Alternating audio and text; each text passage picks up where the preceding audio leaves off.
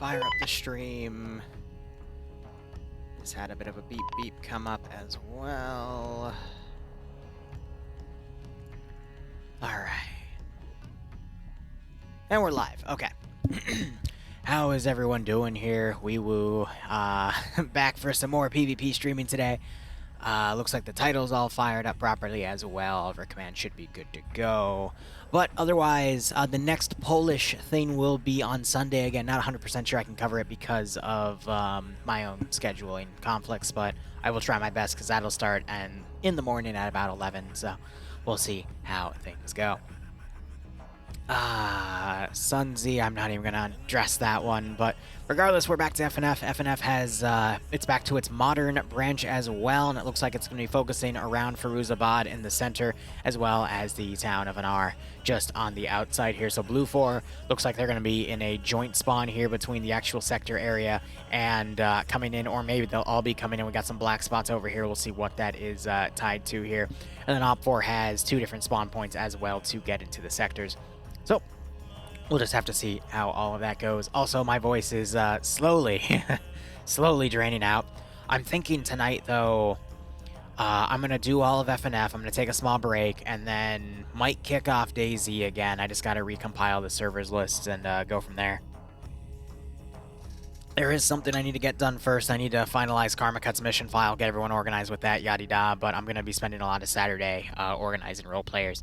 It's just a lot of regulations have come out to get that all set. I know some people have been a bit impatient with me about that, but nothing I can do. It's just organizing everything, but hey, it's fine.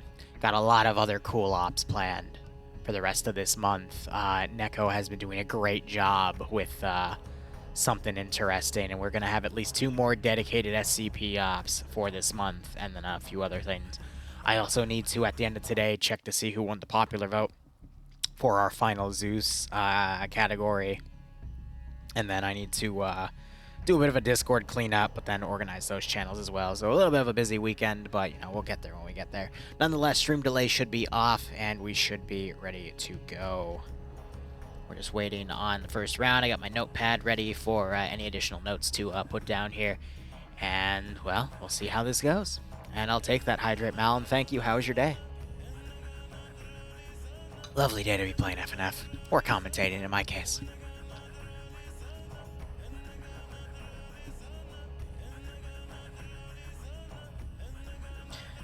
I'm gonna tab out real quick. Of course, when I tab out, I was just checking on something. But all right, round's begun. Let's go ahead and get everything sorted. What I need to do before I do anything, let me set up the prediction here for you guys. Let's see. Who won that PvP round? Because I have such a bad memory when I'm sick. Give me 1 second to check the VOD. I'm pretty sure it was an Op 4 stomp out. No, it was a Blue 4 stomp out. Yep, okay, so Blue 4 won that one. Let me go ahead, complete that prediction. Hey mate, how's it going? And now let me put up the new prediction. Together.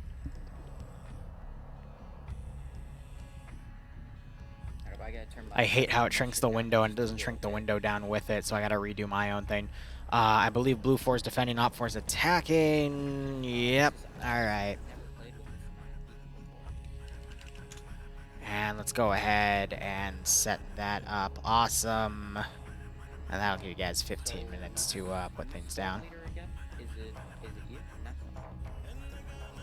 Alright. And with the second and third rounds, I'll be changing up the music to have everything go. But let's go ahead and look at our mission info.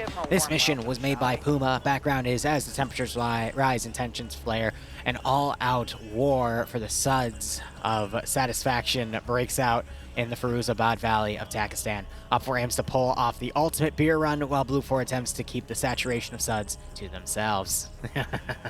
Area of operations, fight for control of 2 supermarkets and a supply truck that's broken down on the side of the road. Notes, Op 4 has pre-built defenses on the high ground near the Safe Zone 1, terrain deformation, and 1 entrance to Firuzabad. The supermarkets are destructible, and the supply truck is invincible. Interesting. Mission rules, neither side wants to destroy the supermarkets or supply truck. Avoid purposely destroying the objective structure. Fair. Basically, you can't rig them to explode. Both sides have a mat of 2 RPGs prior. Let me see if the other side has an Echo. We do have Echo for Blue Op 4 and Blue 4, so that'll come into play later.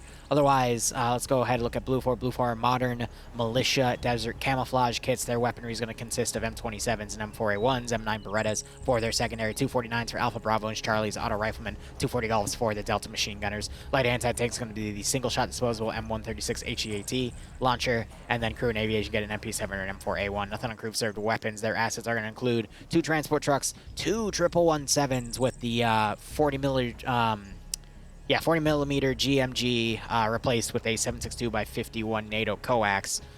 So FNF doesn't really do grenade machine guns. They usually replace them with medium machine guns instead on coax turrets. And then you got 2 standing static turrets, which only have 400 rounds across 4 magazines. Someone just poked me with their Twitch URL, so I'm going to get that added to the multi after I do my breakdown.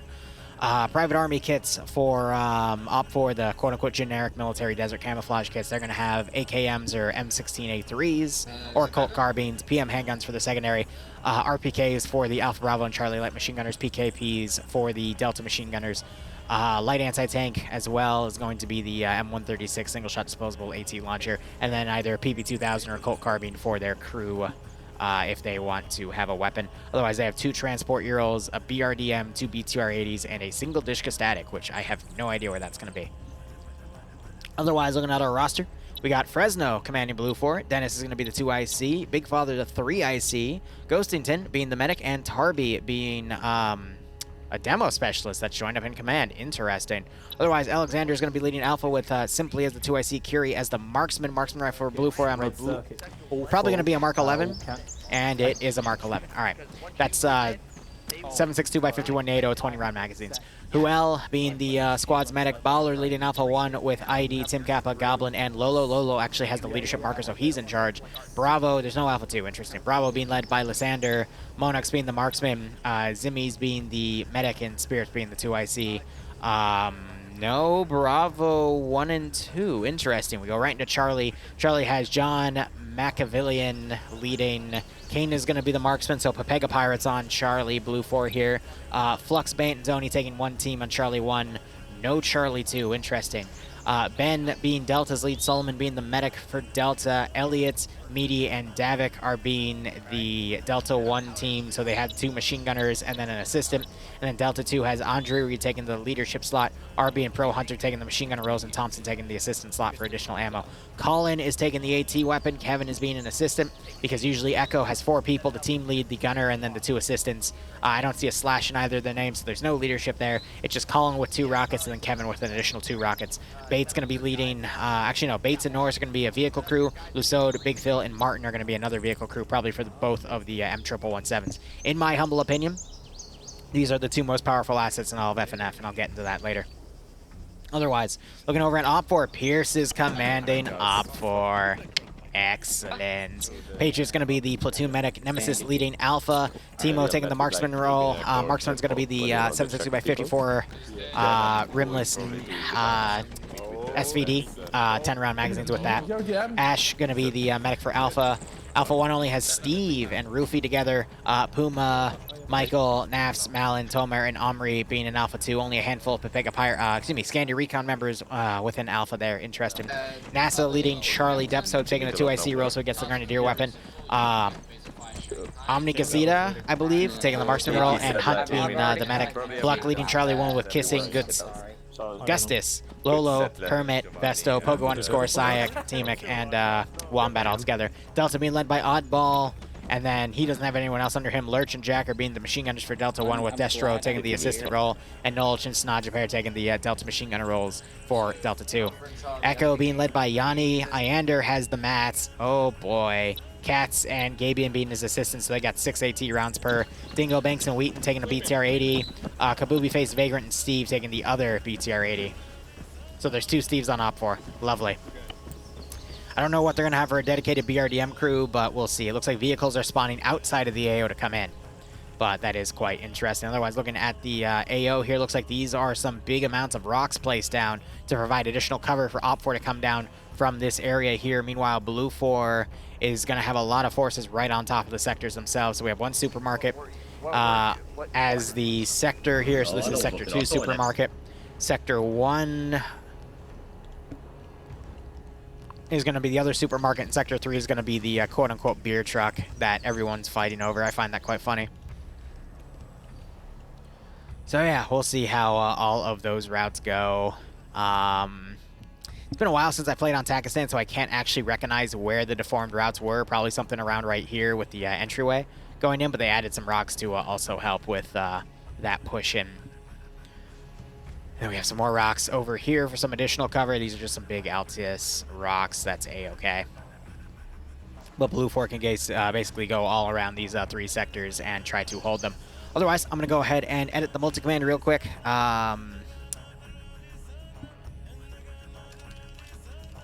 Just shooting them a thank you and wishing them luck.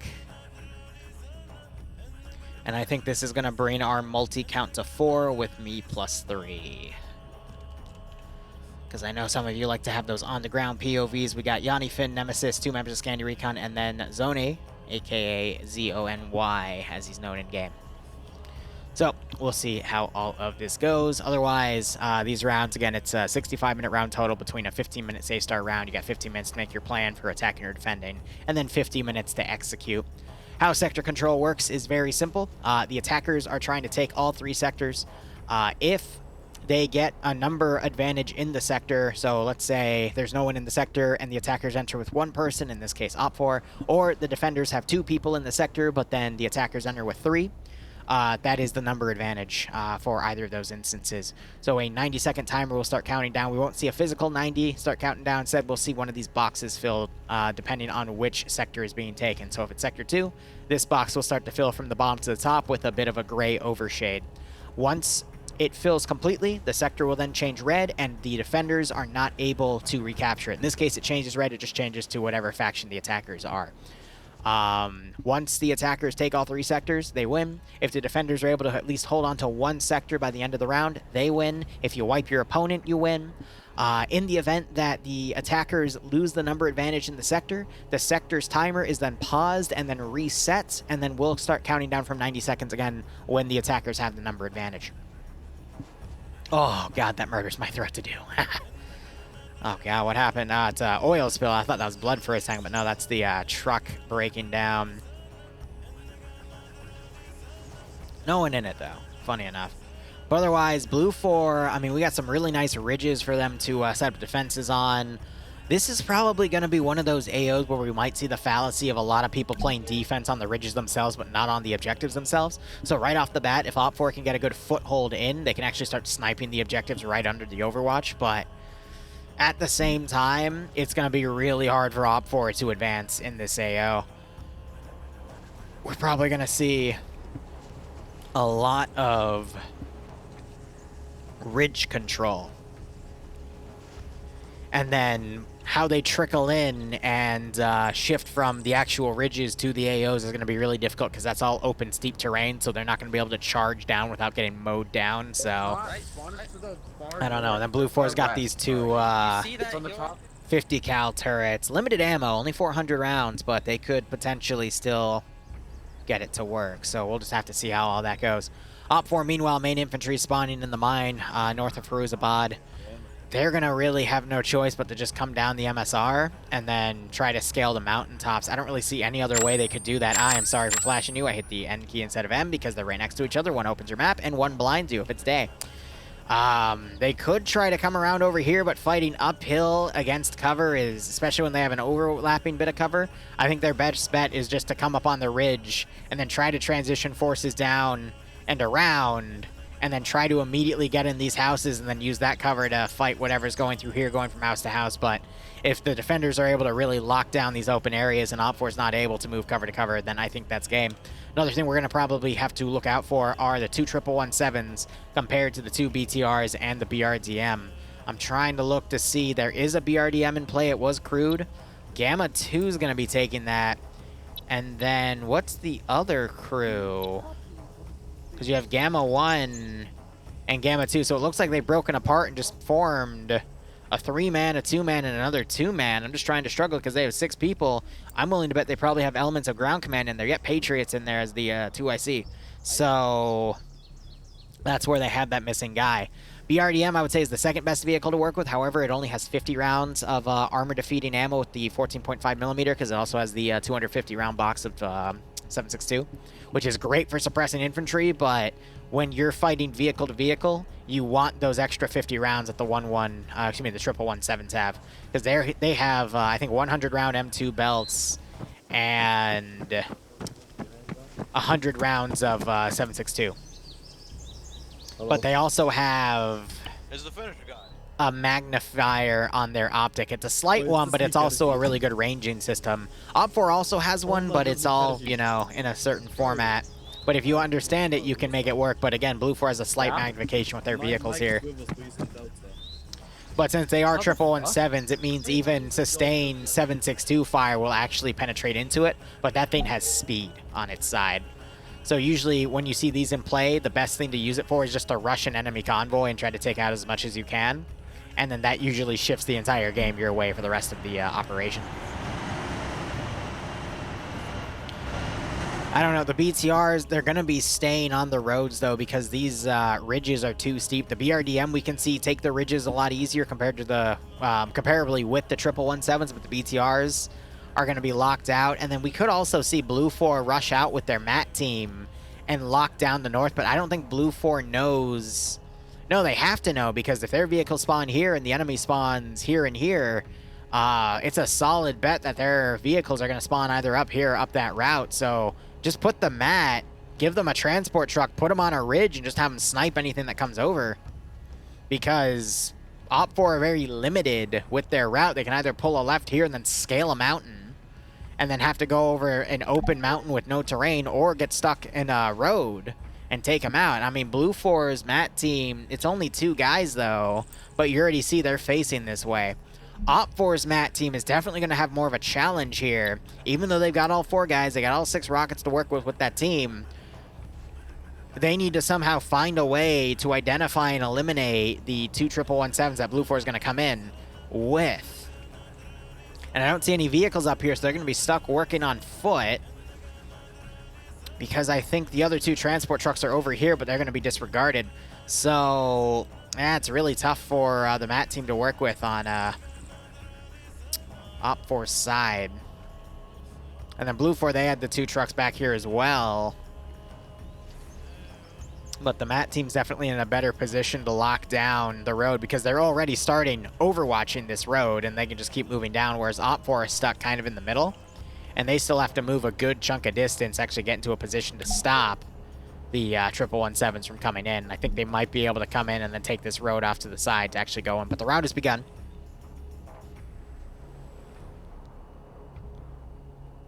I know the mission's a dedicated beer run, so he dedicated it to Iander. That's pretty funny. Right off the bat, you're having some really long-range suppression here for Blue 4.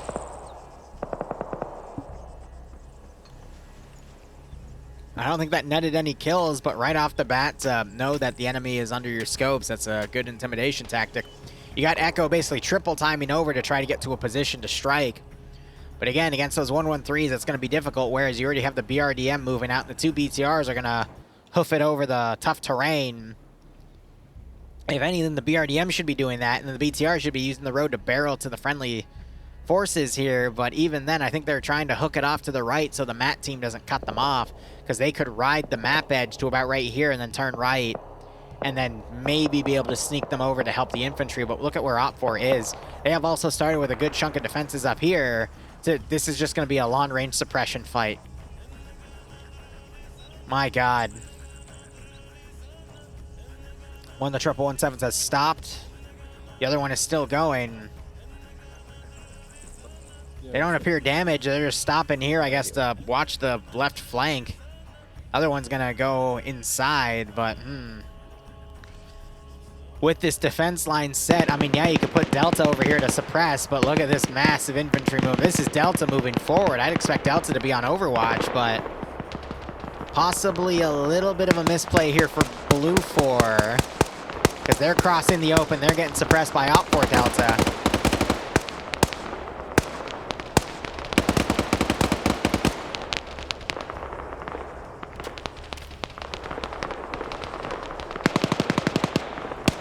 But I think with this range, I doubt Op4 is going to get any hit. Wait, no.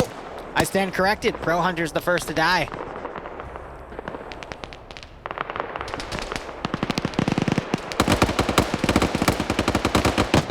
Now, who got that kill is anyone's guess.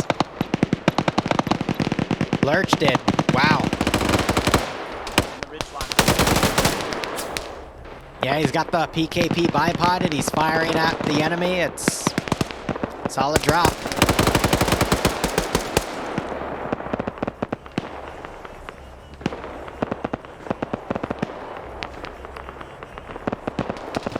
I don't really get the point of Delta coming down this ridge. They should have been kept on Overwatch here. If they wanted to send a force down, they should have done it with another infantry squad. But I guess with how broken apart Bravo, Alpha, and Charlie are, I guess Delta was the only choice because they were the most concise group between these two solid teams. But they've got medium machine guns that are designed for Overwatch duties, not charging in. It's a bit of a weird choice.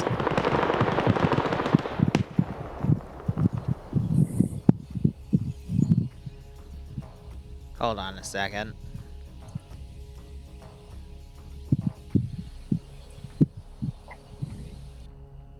That's weird. I can hear people in Spectator for some silly reason.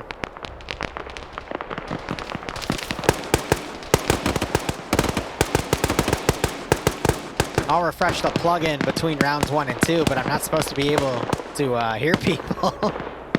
There's someone's hot micing in there. So you got the Dishka up here. They pushed that up. It's heavily overranged, though.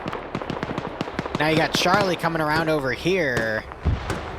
Got a BRDM on the border. The 2 BTR stuck on the border. They're taking their sweet time. You hear one of the 50 cal turrets firing off.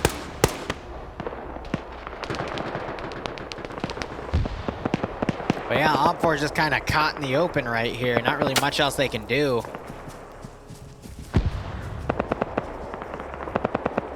Still only 1 KIA.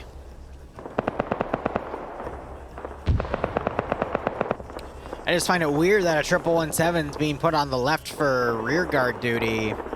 If anything, that's just going to make him a sitting duck for Echo, but Echo's also looking around over here. Might try to find some things to snipe with the AT, but that RPG can only range up to half a kilometer. So these longer ridges might be a little difficult for it to accurately range its shots.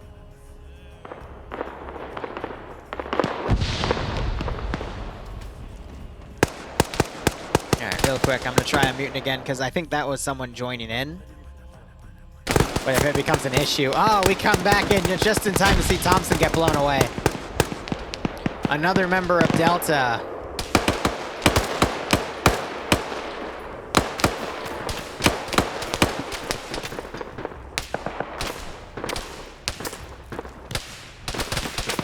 Malin gets knocked out.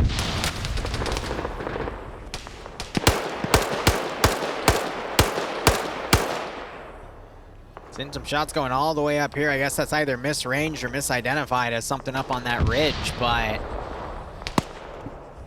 I mean, what this is developing towards, Op4 is trying to make a push through Firuzabad. Delta's gonna basically pin him in place. Op4 is trying to develop Charlie to the north. They're getting pinned by Alpha. However, the vehicle support might keep Alpha locked down, especially if they're gonna go on the open ridges. And you got Blue 4's vehicle support, which is just being kept in reserve, but one of them's starting to push up. Let's offer some long-range firepower with the 50 cal.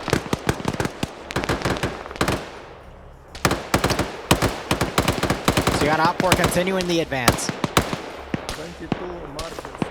We're only 6 minutes into the actual combat of the round. This one's been very heavy hitting very quickly. Thompson woke back up. We just heard some light AT fire up on this hill.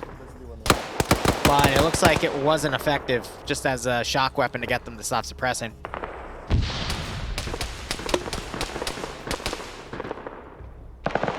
But again, I gotta give credit where credit's due, putting Op4 Delta up here to basically suppress any Blue 4 that were foolish enough to come down and try to be a bit more aggressive with their actions. That was a great call. Now you got Op 4 Alpha trying to push the Blue 4 defensive line here. You got the 1117 that was on Overwatch starting to come back in. Echo still trying to move around, but I think they're going to be mostly ineffective for this game unless they pull back and potentially see these vehicles and try to snipe. It is Iander with that RPG, and that man is a miracle worker, but we'll just have to see how effective he is across all of this. All right, so we have a second Blue 4 casualty. That is Solomon's. Do we have any Op 4 casualties yet? We have Steve, and we have Lurch, who's actually died up on that Overwatch position. Wow, got a kill and then gets killed. That's tough.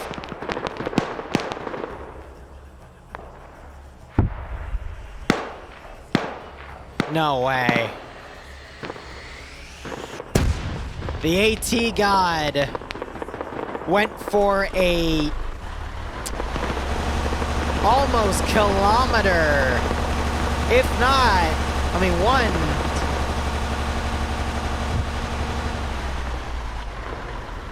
a little over a kilometer shot and only gets, gosh, he was just short by about 10 meters there. I mean, that's Iander for you. Very close. The question is, are they gonna, nope, they're not gonna notice because of the defilade here, but there's a closer target. And again, you can only range accurately an RPG up to 500 meters, so he's just guessing.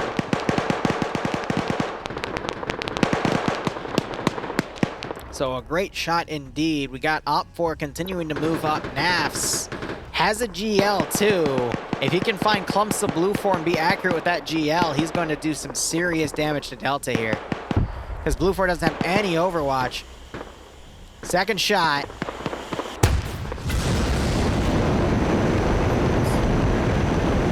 That's honestly amazing.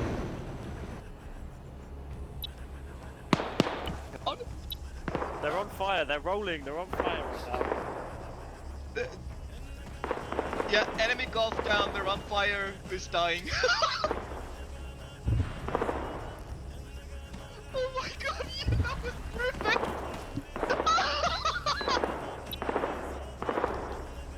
There's a reason he's drinking a beer now. It detonates me there from there. The other one's even closer, but that's why I say Iander's one of the best AT players you will ever meet. Op 4 pushing up. Naf's on the flank. Puma on the other. They're trying to encircle this position.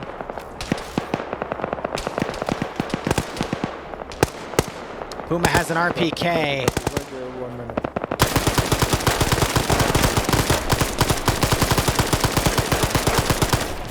How many bullets is that dude gonna take? And he was just staring at him like, what are you doing? You think you can kill me with my lag switch on, bro? Damn.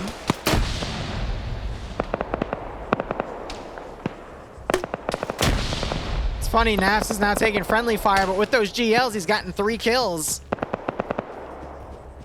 Blew out 3 dudes in here. Puma gets another kill. He's on 3 himself, and Delta's just being cleaned up.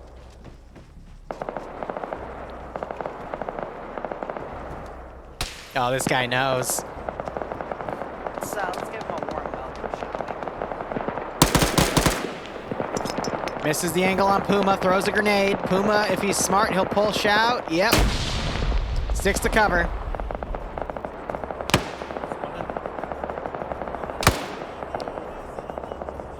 Vehicle's cooked. They're working on the wounded. Now they're taking some suppressive fire. Landing just short, though.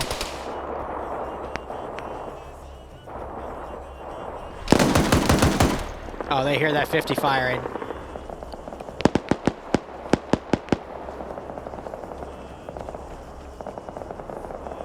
He's got it out. There you go. He can only range up to 500, so he just has to guess.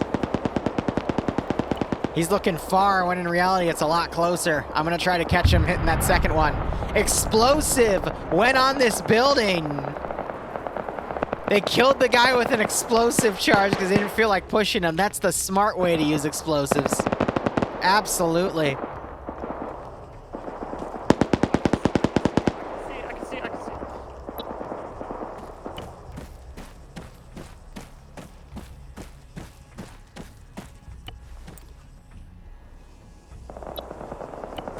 I don't know if I can hit it from there. Hamlet, Hamlet. Next to you. It's here. It's behind the trees, Yanni. We hit it from here. Let's take a shot from here. Oh yeah. Go for distance. 260, yeah. 260. Stand by. The AT got it work. And that's a hit. Now remember, when we look at it from this POV, the sights are going to be off. An easy shot for him, but now Blue 4 has both of their vehicle assets down. Some of their dudes are on fire. But they got Vector 21s to range things in. You got grenades being thrown in.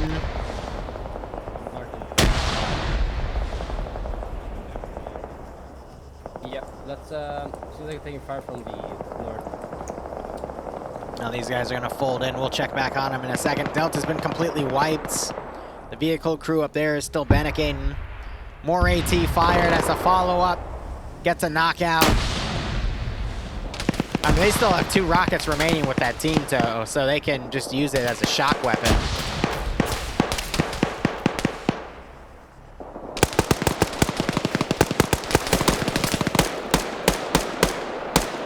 Yanni's zigzagging. Gabion throws a grenade around. You got Cats that's pushed up.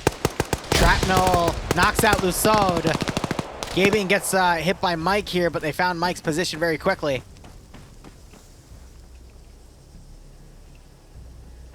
Can Mike get the revenge? Spots Yanni.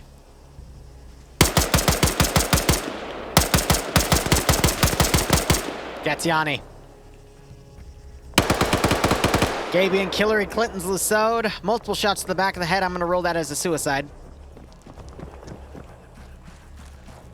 Ooh, it's raining again. Sweet. Don't have to water the plants. Grenade's going out. Mike's pulled back. We'll see if he can clean up any more kills. But now Op4 has total control with their vehicles here. We got a BTR up here suppressing Alpha. Other BTRs up here. And you got the BRDM chilling with Charlie now to work with them to basically take control of this far ridge. They're going to ride this over as well. And you got the PKT on that BRDM firing at the infantry. Echo all the way back here. They also have an RPG. Man, I wish we could shoot this thing, dude. Dude, I don't know why we don't just get it. Like, this map would be perfect for, like, 1 tow missile, like 3 missiles. Really good.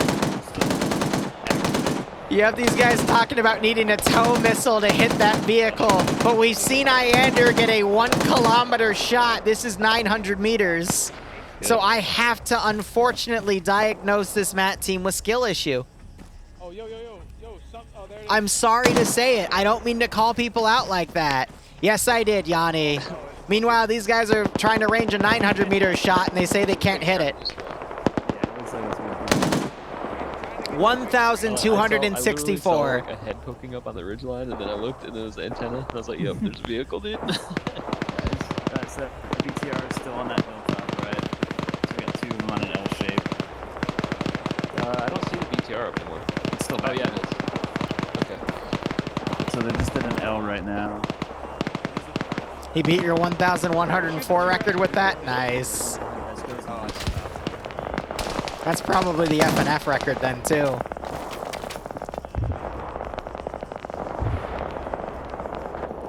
Meanwhile, these two, though, they're still getting, they're trying to find the last guy, but Mike's gonna wait him out. But Echo did their job. All Blue 4 Vics are dead.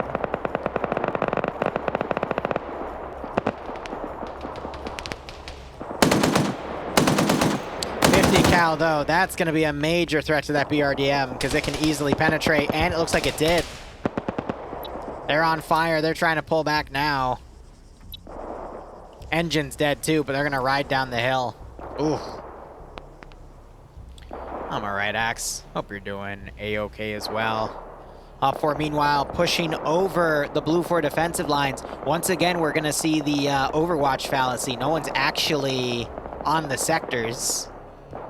So Op4 is just going to basically put a few guys in, and then that's going to make all the Blue 4 lines full to go onto the sector themselves, and then you'll have additional op forces push in, but Delta's fully wiped, Gamma's fully wiped, Command's fully wiped. It's just Alpha and Charlie and a 4-man team of Bravo. I think Op4 has this. We just need to see the transition of them taking the sectors. But Ultralord, where's Block? So Charlie's all the way over here. How did Ultralord get all the way over here then is my question. That's nuts. Yeah, righto, Yanni. Don't worry, dude. I got it. But I'll link it with mine. It's gonna be dope. You can send it in an MP4 format, that makes it a lot easier for me. Plus, it's gonna beat the quality of me trying to rip it from Twitch.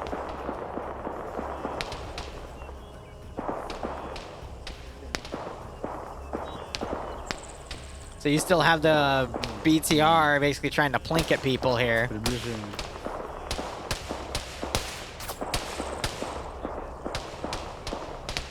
Sector 2.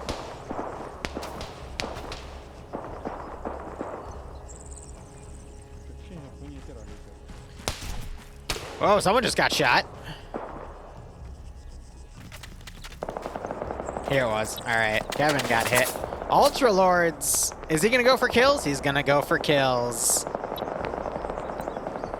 Somewhere, Sheen is screaming his ass off right now. And if you get the reference, I applaud you.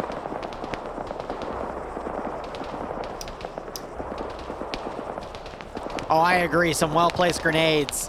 Whenever you're in a position like this, you have to open up with grenades first. Open up with grenades. Yes! Yes! Oh, it's gonna be a quadruple kill! Triple kill! Gunner gets knocked out by the second one! That was beautiful. Absolutely beautiful. Ah. No! Ultralord! Where'd he go? No! He got teleported away by the admins. Oh! Oh no!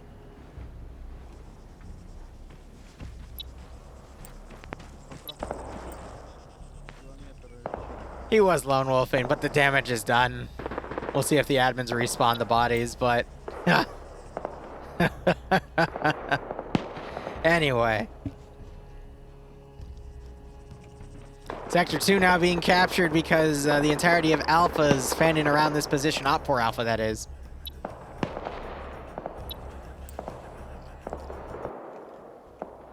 No, his squad, so his squad's all the way over there. I have no idea how he was able to get into that on that as on that by himself.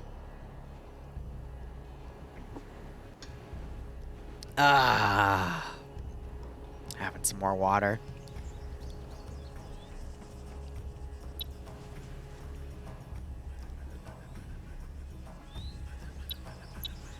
Checking some of these names here. I want to see if they got respawned.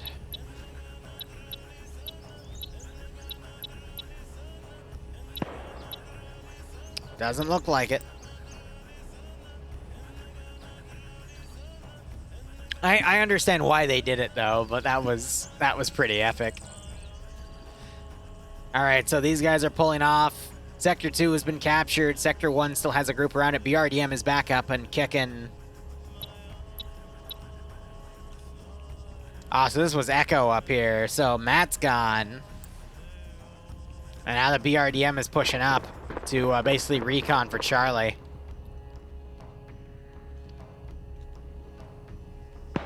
Oh, Mr. Flavortown's coming. And he's looking to take names.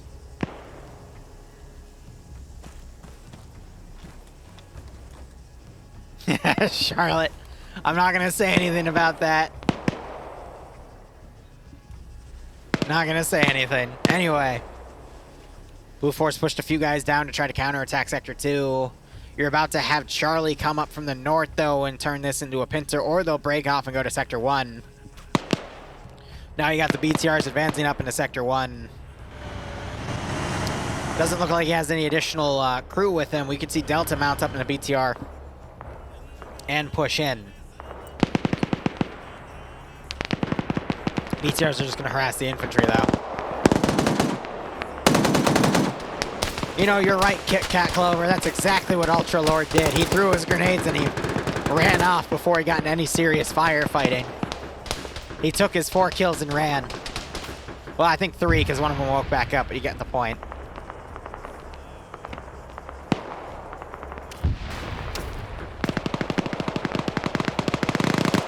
Meanwhile, you got Flux up here on his own. Bane's knocked unconscious. Zony's all the way over there. And Flux gets flucked. But I think he got a grenade kill before he went down. You just heard AT get launched into some Blue 4 infantry. That was probably an Op 4 LAT gunner, which stands for light anti-tank. And the BRDM is now charging this position.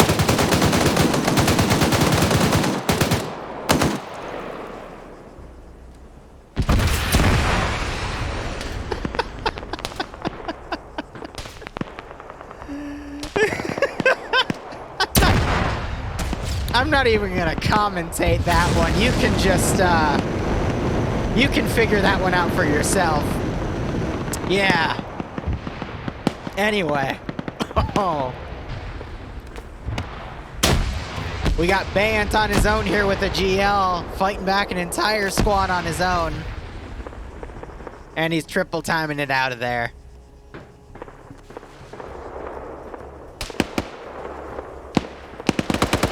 No, that's the ultimate excuse for when you break the rules, though. But Your Honor, it was funny. But Your Honor, it made Liru the Lance Corporal $2 on YouTube. I mean, that's a great defense. It probably won't work, but in my opinion, it's a good defense. All right, they're pushing Bayan's position here. He's back here, though. Healing himself, then he'll probably try to get a few more GLs in, but that's stopping Charlie. But Op 4 are just pushing up and eliminating every Blue 4 member they can find. We might see some double taps.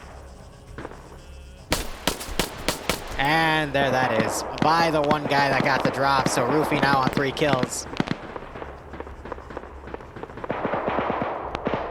Looks like the BTR got hit by light anti-tank. And Delta's folding in behind the vehicle here.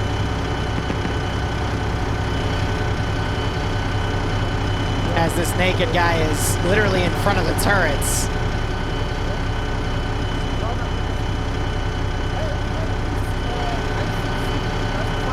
I really want to see that thing shoot and kill him.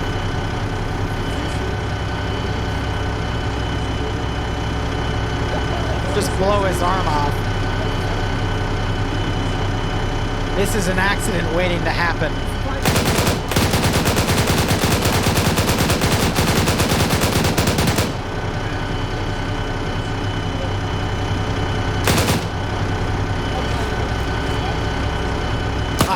Folded in just before the other gun was fired. Dang. I was hoping something funny would happen. All right, 3 Op 4 pushing the final Blue 4 guy. He's in a marksman fight. Looks like he gets hit by the SVD gunner back here twice. Timo on 2 kills too with that SVD. That's not bad. Not bad at all. Might see Op 4 looking around, trying to find him as well. 26 minutes out of the 50 rounds, 50 minutes of the round have passed. Malin, please, he's just a boy. Damn, it's a shame he just committed suicide with that back of the head headshot right there. Good old Hillary Clinton. Anyway, Op 4 looks like they found Bay and bait him out there. King trying to run back to the sector, but I don't think Blue 4 has enough manpower to hold this. Alpha is the main fight here. We're just going to see this infantry fold in, take Sector 3, and then push to Sector 1. I think this is GG. I doubt Blue 4 can hold for another 24 minutes. As that happens, the King gets dethroned, knocked out by Michael. And Michael does some double taps. Yeah, Bay, we saw him last week, and he's here this week as well, so I'm happy to see Bay back.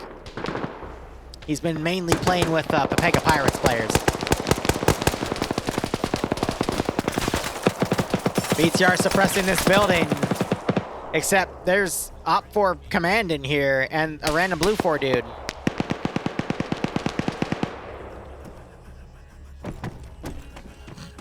Wait a minute. Something's wrong here. No, Pierce, go kill him, you goober. What are you doing? Pierce, please. He's not your friend, I promise. Pierce. He's like, wait a minute. You should have killed him when you had the chance. Oh gosh, Tim takes a bit of fire there. I got the guy on me, not sure if there's more. I'm on the top floor right now.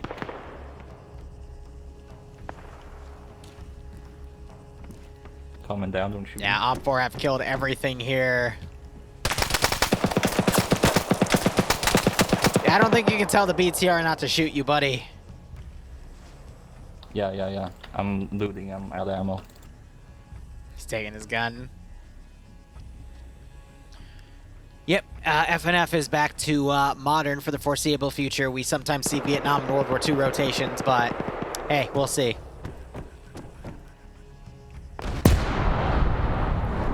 Oh, balls. Well, that house blew up.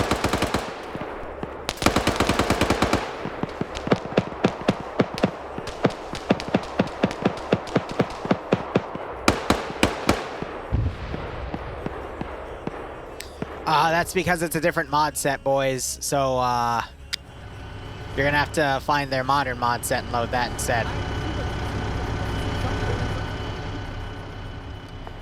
So, when the new DLC officially comes out, the same time and date and hour even, you see that, I'm gonna have a video go up talking about it. And beyond that, I can't say anything else.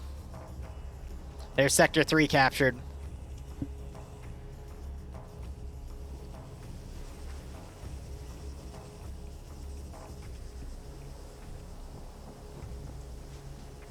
Don't worry about southeast or south. But there is a trailer out there for a new CDLC.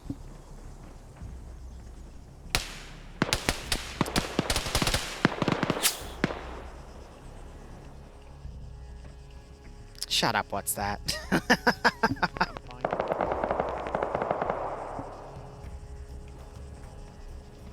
Yep, it also has a Steam page. Isn't that neat?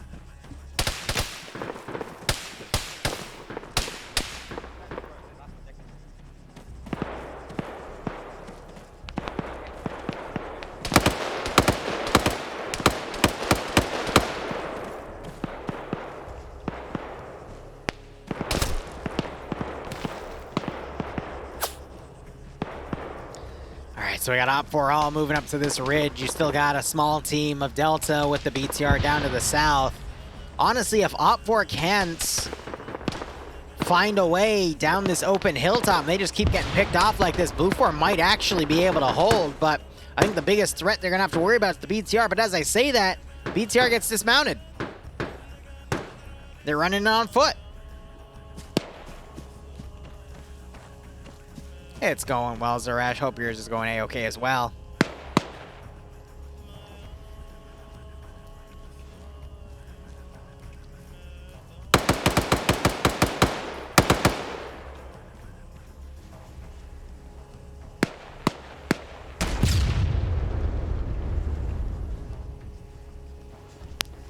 Alright, AT went into this bunker, but I don't think it got any kills. That's just them firing down, trying to clear things out. If Blue 4 again can successfully repel the northern attack and then hold for the south because they're going to charge down the open hill like a bunch of baboons. Oh my god, they're actually going to charge down the open hill like a bunch of baboons. Well, I'm sure this is going to go perfectly and nothing bad is going to happen.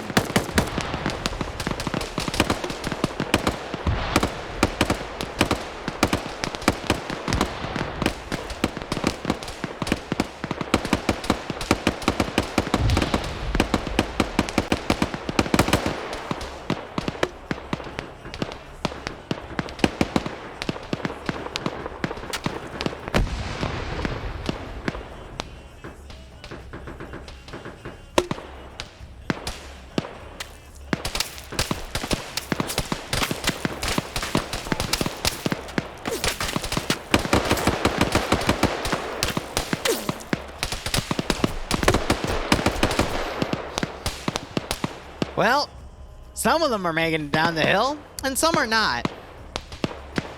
I'm gonna be honest, the rate that it's going though, Blue Force still has a pretty decent chance, and that's the scary thing about this. We have a second wave ready to go though. I think Op4 is gonna win with the good old Soviet advantage of just throwing enough bodies at the wall until you make the ramp you need to scale it. But yeah. Oh god, there's an explosive trap. Oh no! And Iander's now sniping positions with the remaining 2 rockets he has from up the ridge. So a valiant effort by Blue Force so far.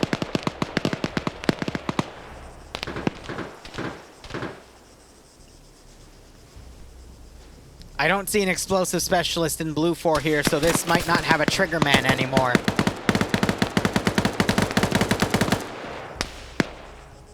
Yep, let me know, Lexico.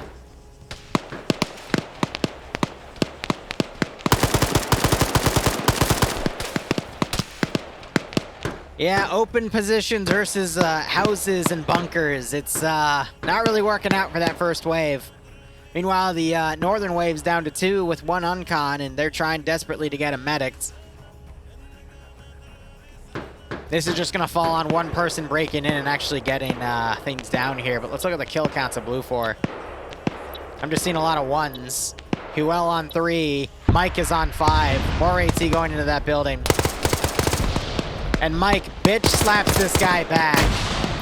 He's on 6. Mike is going to be the one to carry this if Blue 4 wins. He has to be.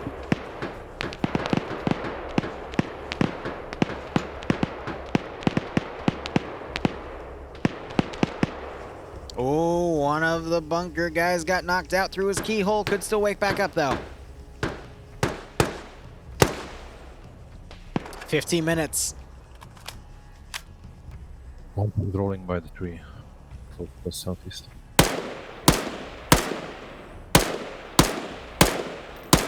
That's another one dead. 4 for Huel.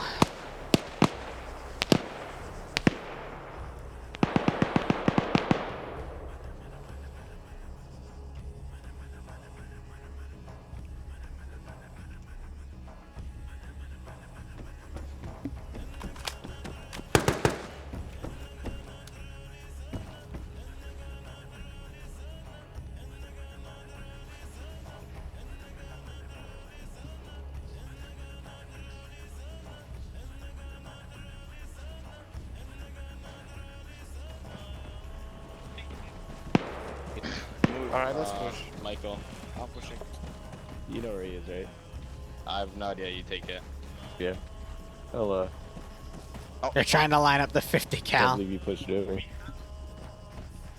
Oh, this has been a very good round. Blue 4 has actually been bouncing back quite a bit. We got the 15-minute warning call. We'll ignore that. Just They're ignore struggling with the static. Ignore River Nile.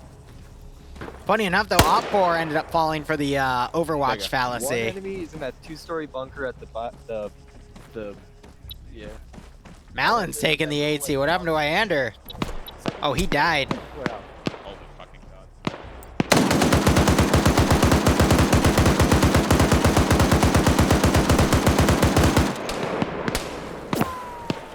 Yeah, they're taking quite a few hits up there from that. Are you the marksman? Or are you just really that good with your iron? He's just that good with his red dot. 50 kill. Yeah, they got the other 50 cal in here. Lolo's looting the body. They're suppressing the hell out of his building. Somewhere Mike got killed.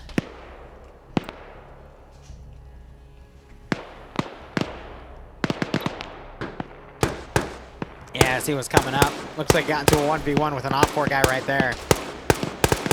Now you got the rest of Op4 starting to move down, but Op4 is down to 4, 5, 6, 7, 8, 9, 10, 11 dudes. Blue 4 is down to 6, but that ratio was a lot higher 5 minutes ago. Yeah, right, Charlotte? The Overwatch fallacy.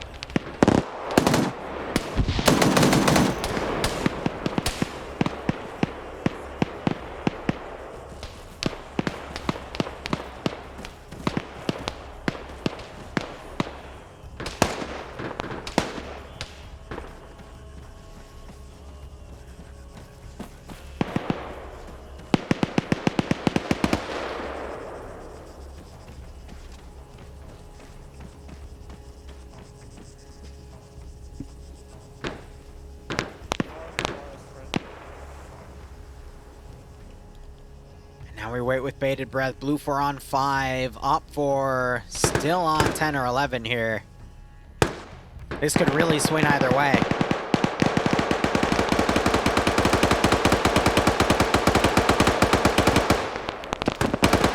Some Op 4 resorting to blind suppression. Well, trying to line up the shot on target. He's unable to. He's on 5 right now, which means he killed the other guy that was down here. That they spent so long to medic him just for him to get dropped 30 seconds later. I love this game.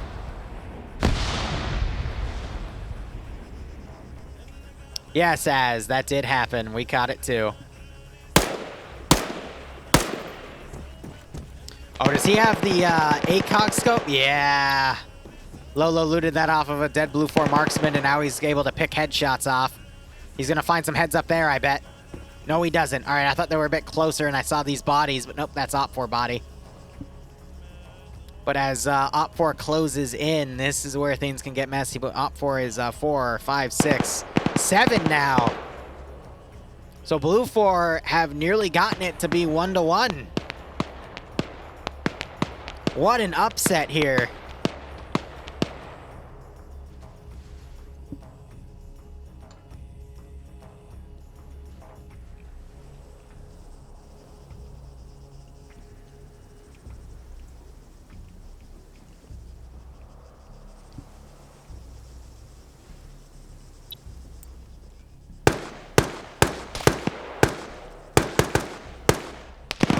Shots as Op 4 tries to run down.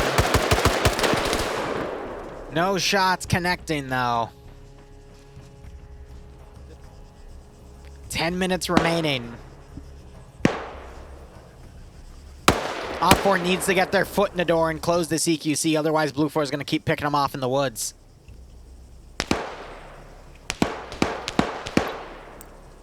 And Blue 4 just needs to keep finding the angles to pick Op 4 off in the woods. I thought you were. No, don't do this to me. Mine detector. That's for sure.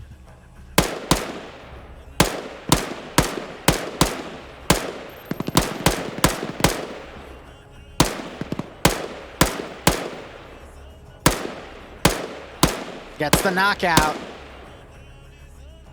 Puts a few shots for good measure. Putting some shots in bodies here. But we're seeing this guy coming. He, funny enough, takes friendly fire.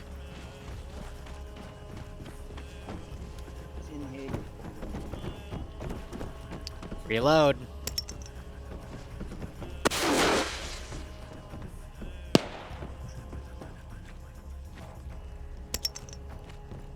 Oh.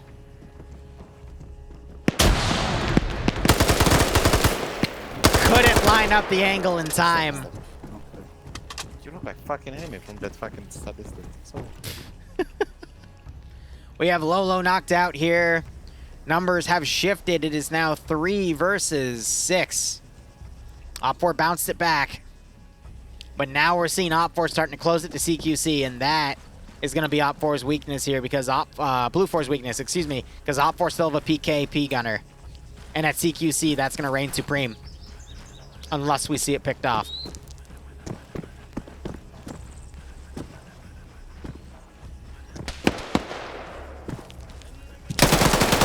Nope.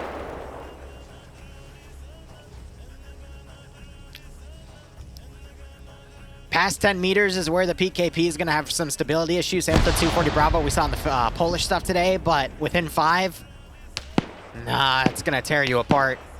He didn't double tap, but that grenade's going to. Yep. To the face. So he's throwing grenades in there in case there's more of them. Another Op 4 rifleman, Rufy, here is pushing up.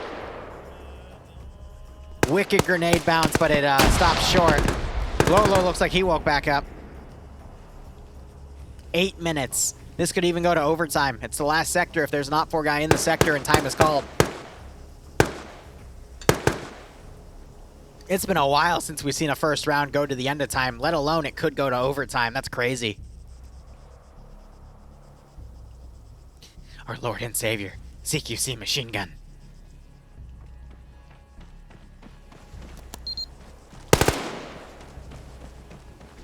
You know, at that point, I would, in Op 4's shoes, since they've taken so many casualties, I'd say, yeah, F it too, and just blow it up.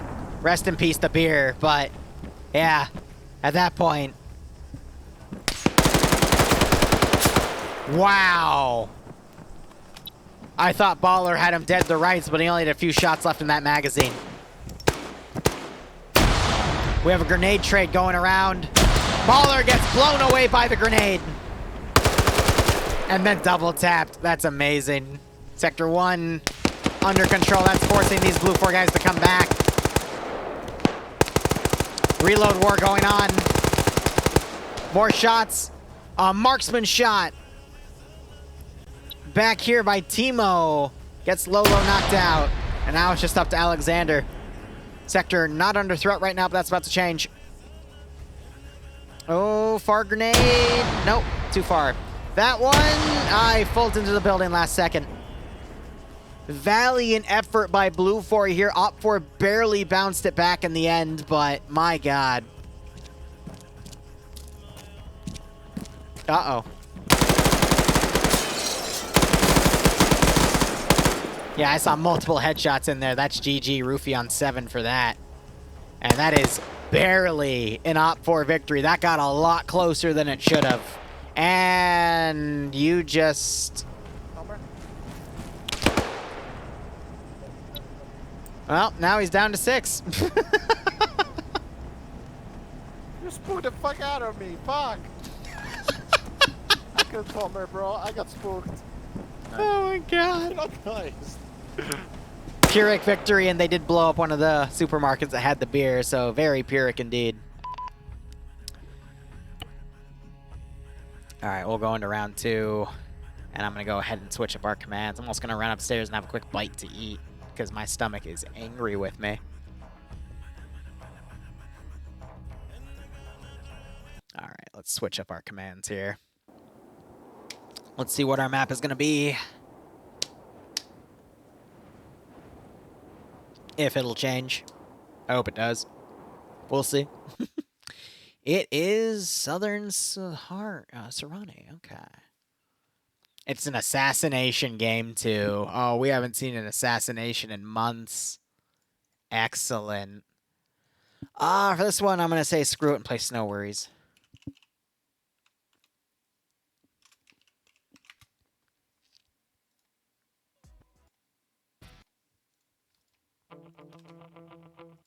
Skip it to the end to skip ads.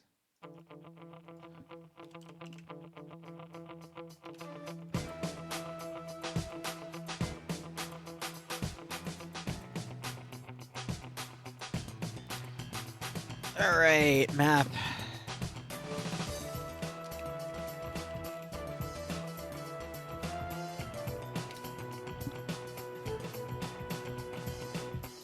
And then the mission here, this is round 2.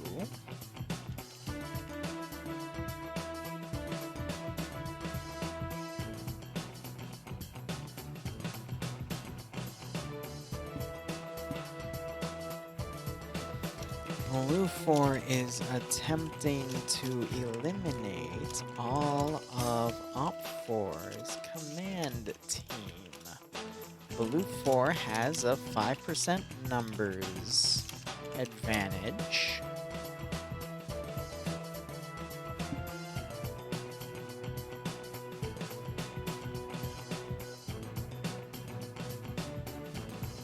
They have a CH-53.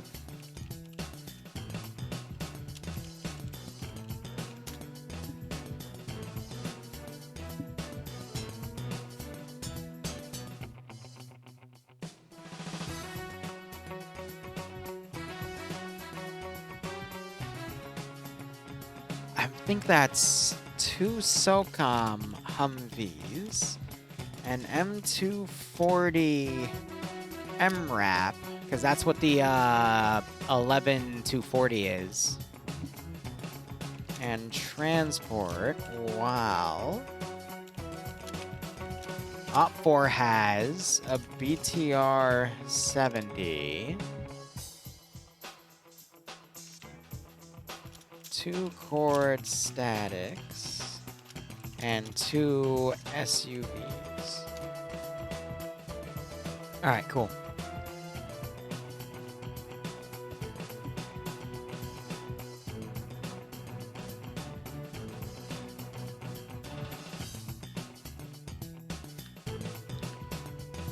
All right.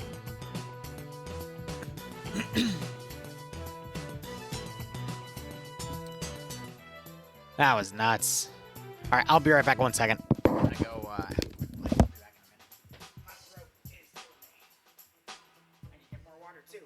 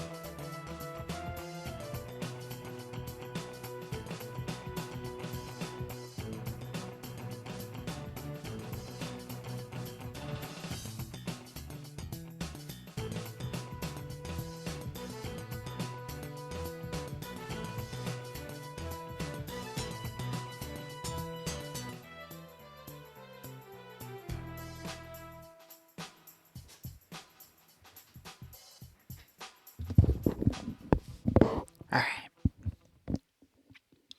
Oh, I'm sorry to hear that, Pumpkin. Bloodwind's feeling better. She's actually fully recovered. Unfortunately, I'm starting to catch what she had, so my voice is a bit shot. I'm just drinking plenty of water and getting through everything today. But otherwise, guys, thanks for joining me. I don't have anything planned after this. I'm probably just going to do some editing, make a mission file, and then, I don't know, maybe some Dark Tide or DayZ. I do have to get back into both of those. Just haven't had the opportunity because I've been working on some real crazy Arma 3 stuff, and we'll get there when they get there. Random side note, totally not related. Have you seen the new CDLC that's coming out? Really cool. Anyway.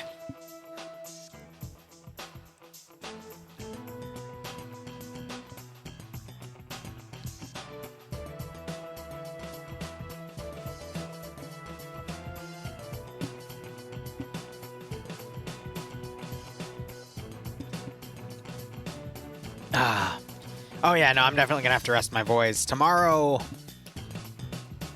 I don't know, we'll probably do some more casual streams. The only op I have planned is Karma Cuts. I wanted to do some weekend ops, but I need to, if I am getting sick, I need to take it easy over the next few days.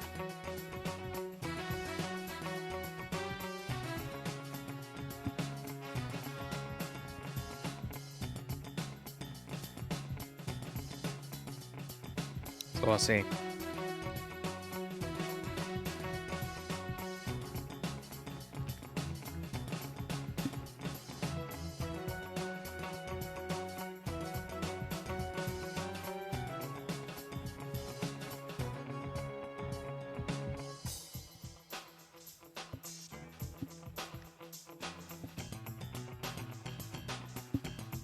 We'll see how this goes. I promised I'd cover all 3 FNF rounds if I could tonight. Thought I'd only be able to cover 2 and 3 because I thought the Polish stuff would run longer, but nope, it didn't. Good for me. And, yeah, I'll just edit some footage and then... Yeah, you know, I am kind of feeling daisy tonight. I just got to fire up the sound bites and get myself psyched up for that, but probably have some actual food other than granola bars to keep me sustained through this, and we'll see how things go.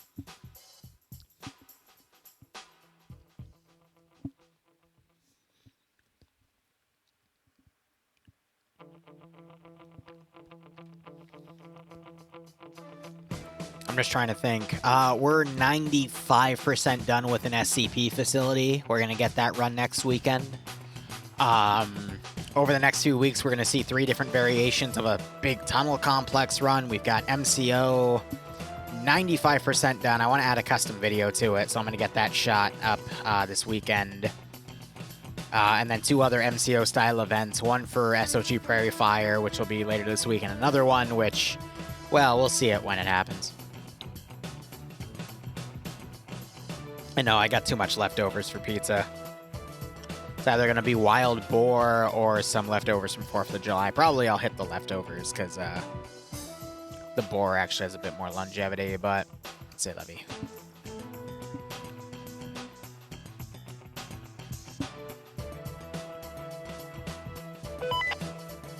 Alright. Blue 4 starting from the sea and the town of Korzal, and Op 4 starting in the dreaded town of Parasio. I'd say out of every AO that FNF does, I think I've seen more ops done in the village, or I guess town technically, of Parasio than anything else. So, how Assassination works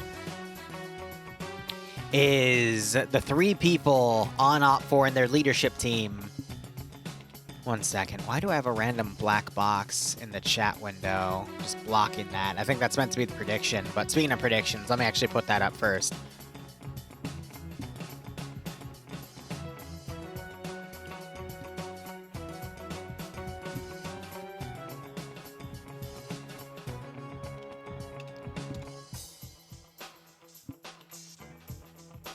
Here, I'll set this for 20 minutes too. How Assassination works is the 3 people in the ground command team for Op 4 are the VIPs. They have to stay in the yellow zone, because if they don't, their position is openly broadcasted to the attacking faction so they can hunt them down and take them out. So Blue 4 has to essentially search the yellow zone to find and eliminate them. Music's a little on the high end for me. I'm going to turn it down slightly. The round is over when either the attackers kill all the VIPs or one of the VIPs survives for the entirety of the 50 minutes.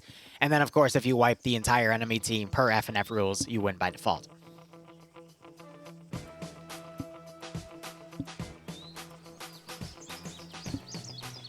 So we got some of the assets lined up over there.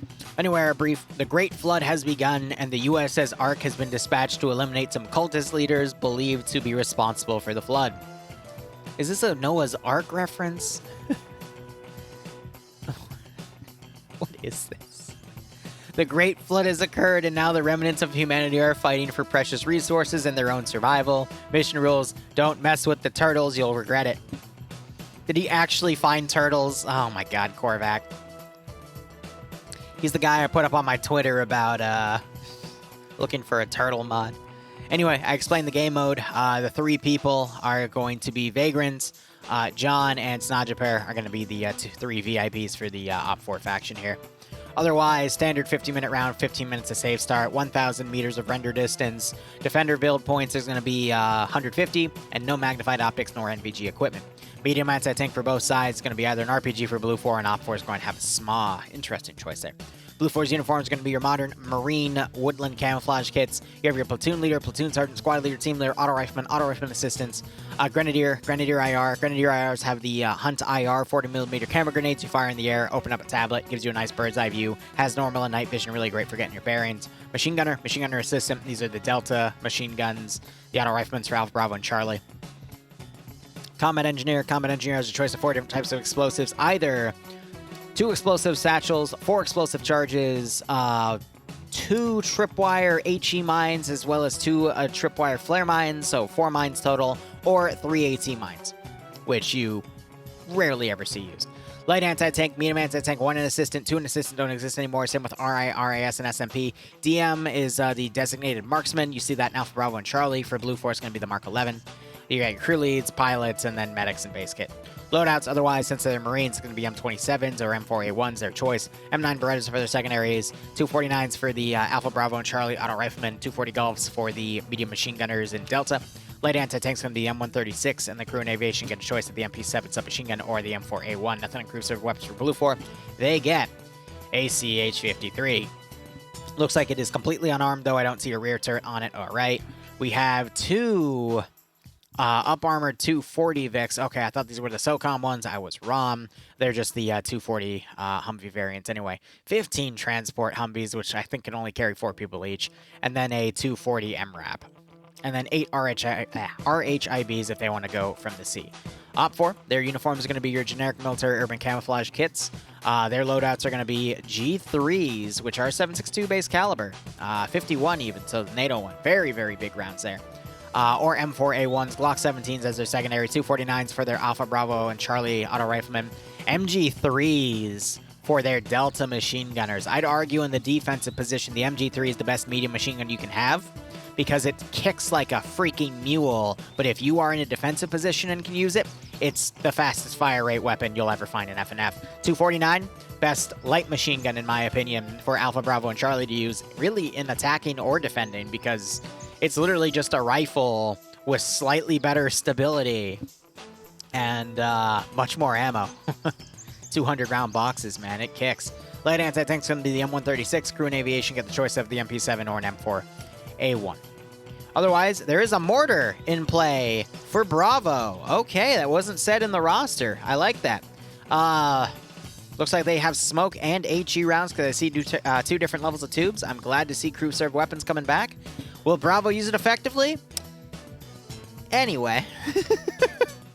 Assets include 2 4x4 armored SUVs in case they want to drive the VIPs around, 2 cord statics with 250 rounds of between 5 magazines, so 50 round boxes, and then a BTR-70.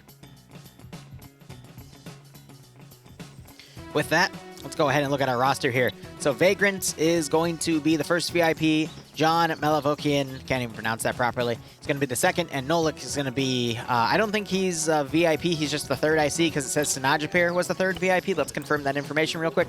It's Vagrant, John, and Sinajapir. All right. So third in command doesn't count, which is kind of weird because I feel like he would be the third VIP, but whatever. Anyway, Guy Fieri leading Alpha with Moneyman as his 2 IC. He's merged everyone together. So he's got Flux, Colin, Kevin, King, Tarby, and Fresno. Basically a bunch of Pepega Pirates players. Alpha 2 has Vant, Zoni, and Pierce, and Korvac also all together. Bravo has Patriot leading with Hunt as the medic. No Bravo 2 or Bravo 1. Interesting.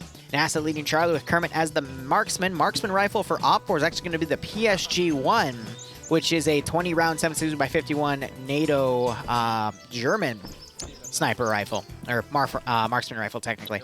So interesting choice there. Pogo underscores being the medic. Bluck leading Charlie 1 with Timex, Sayak, Lolo, Masano, and Depso. Charlie 2 has, if something happens to you, such as getting armored, you die via glitch, you die from someone that's obviously lone wolfing, please press escape forward to a stab, get everything sorted. I can't be everywhere at once. Yeah, okay. Basically, because last round someone was lone wolfing and got a near a quadruple kill, got a triple kill ended up, which was cool to see, but oh well, you know, can't break the rules, don't lone wolf. We got Warkus, Kale, Ultra Lord, we'll be watching him. Wombat and Andreary. Looks like Andreary is the leader for Charlie 2, so the rest are under him. Delta has Scandi Recon, Nemesis leading Puma, Nafs, Malin, Cullis, Steve, and Destro. They've merged all of the machine gunners together under Delta to just form a super machine gun group. And then Echo being led by Yanni Finn. Iander has Matt again. Someone screwed up. They saw him make a 1,002. Wait, we have Vix? No. I'm doing okay. We doing okay. My ear still fucking hurts. Yeah, I know.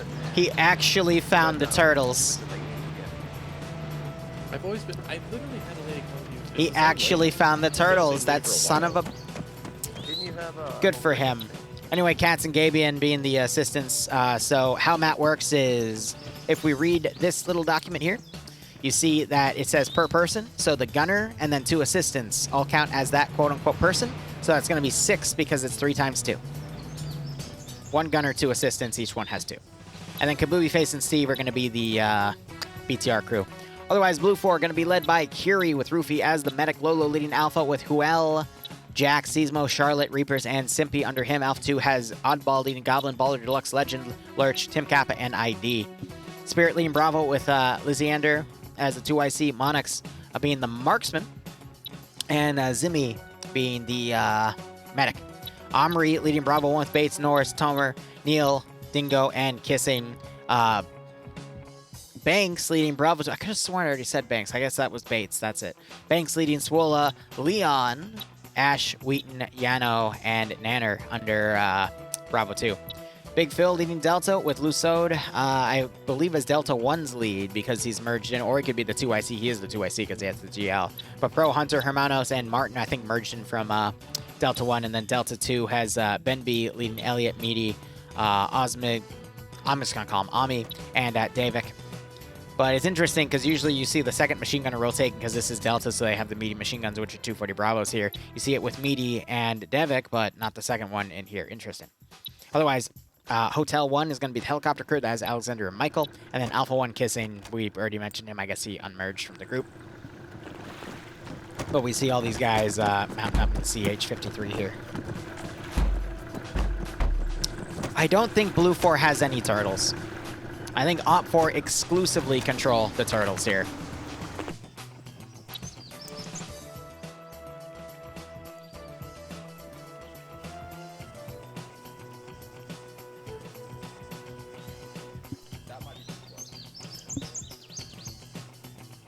Is this just a turtle church?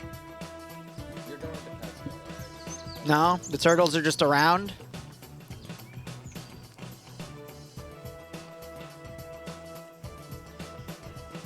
That's funny.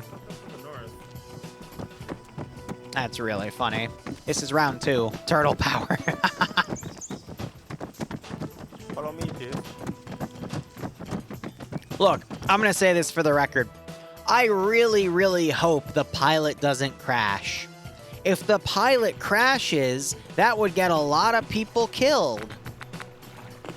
And probably something really funny to laugh at. But let's hope he doesn't crash.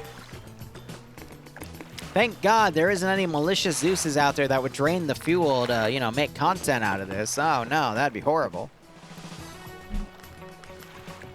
Anyway. Desperately hits the Y button for the Zeus interface. The caster curse has been applied. Look, I don't think I can caster curse this vehicle, alright? This is a big boy. It's literally immune to caster cursing, alright? I don't think Blue 4 would actually do that. We haven't seen a vehicle misplay in quite a hot second, so I would not like to see it continue, or start back up, excuse me. And then we have the Humvees out here, but it looks like, again, only a single squad's going to be deployed via Humvee. The rest are going to go in via the helicopter. Let's actually have a look at the orange zone here. So it's around this area. And then it's a long strip of these buildings all the way to this bus stop. And then this additional sector up here. So that's quite a bit of territory to hide the VIPs in. I'd imagine, based off of the fact that Delta's up here, VIPs are probably going to chill around this church with the turtles. But hey, I just mean who knows? Maybe there shouldn't be 20 people on the same roof when the round starts. That'll be fine. Yeah, I only see 4 turtles.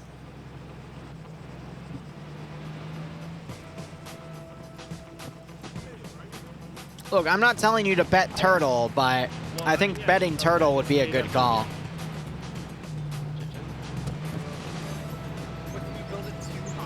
Well, okay, yesterday was OFCRA, and yes, they did wrap the car around a telephone pole,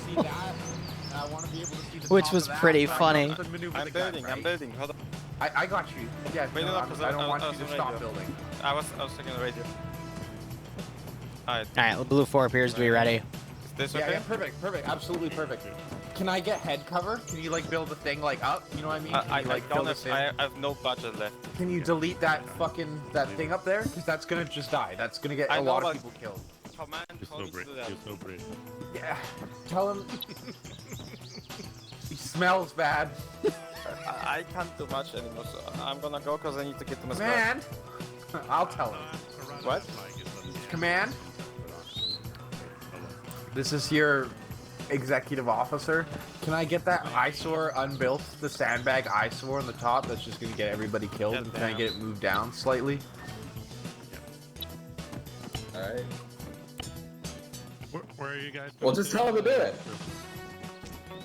So he said yes. He said yes. Step so he said yes.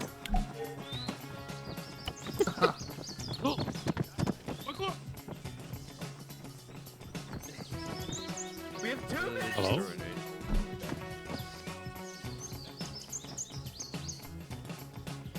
I think this is meant to be like a little panic room bunker or something, but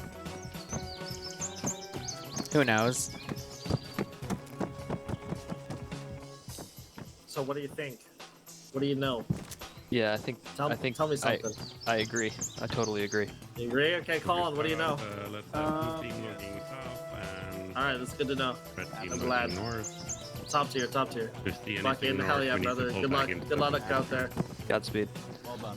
I guess the round hasn't started yet, but you know, get those. I've been planning phase. I think they're American. What do I call them? Are they Americans? Or do you think they are? Marines. They're Marines, but are they American Marines or are they Marines? There's only one kind. Yep. But which kind is it? The nautical ones. Oh, all right, fair. But they're not boats. It's your job here, huh? To ask questions. Hey, you gotta be Johnny on the spot with the ammo, okay? We're gonna be displacing like sons of bitches. No, all right? you guys are fat and slow, and I'm gonna let them shoot you first. Foobar. How about that? Did your medic give you drugs or no? Hey, I got contacts. One Alright, vehicle give in me the some open. drugs. Here, have some more. Alright, looking around just to actually cover something around. Echo is in a 4x4. They're ready to move out. We'll see if they try to snipe anything. Blue 4, meanwhile, have loaded a boat with a few dudes. Elements of Alpha.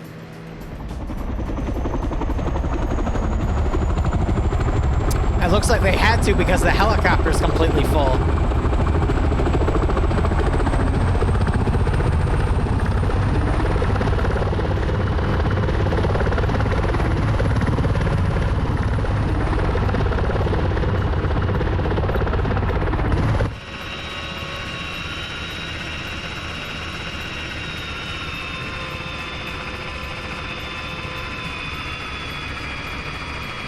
I'm gonna be honest, if they're gonna land right here, why not just take the boats? They have to be landing further out. Maybe they're gonna land on the airstrip or somewhere right behind it.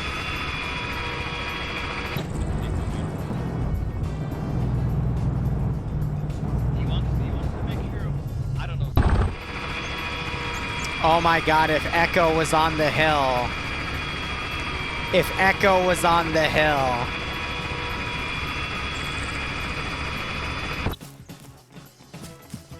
No, they can't hear it. Yes, they can.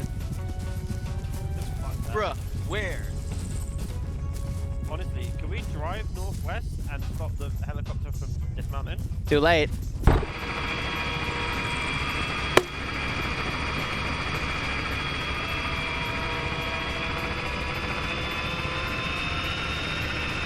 We just landed in the airport. I'm just gonna go check it out.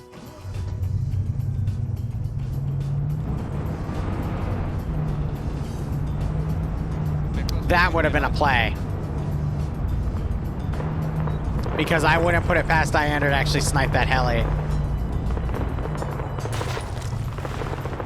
Oh, about 20 times enemy infantry on the airstrip right now. Op 4 has a mortar though, right?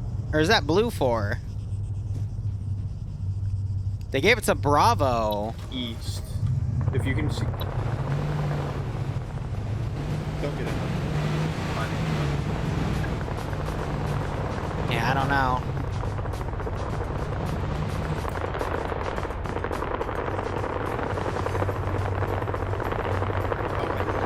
They gave him the rocket gunner in reserve. You're seeing some suppressive fire firing.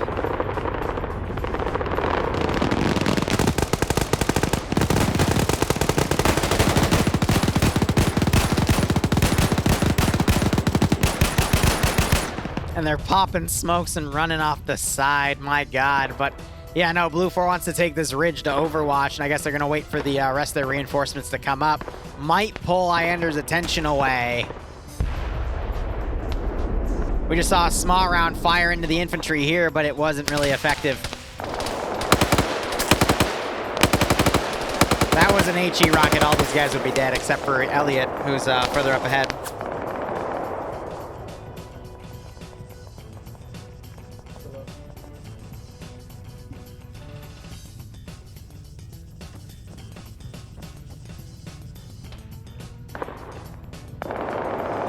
Alright, so these guys are mounting back up.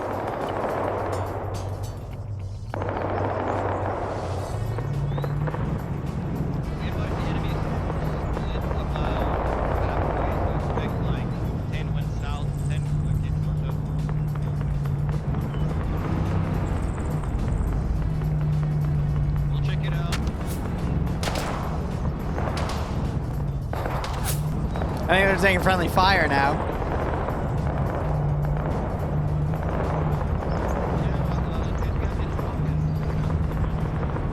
You got the helicopter flying overhead. We'll check it out for, yeah. Iander gets out. He's got the AT weapon out.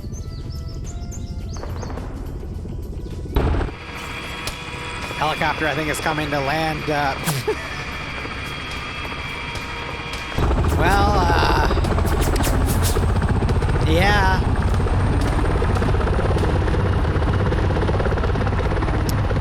They landed him.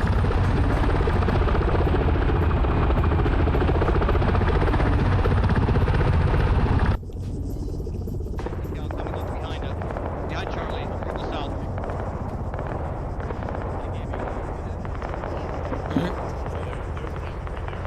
Probably ending in another 2 hours. Why? Check map for the MRAP. Check map for the MRAP coming up behind, south of Charlie. Sure.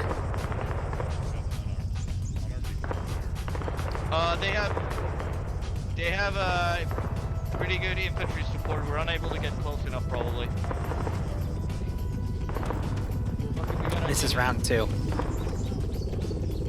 Though it sounds like I'm being poached for dinner, so I'll see what I can cover, but no promises. Oh, here comes... No. No. No freaking way. He's gonna hover.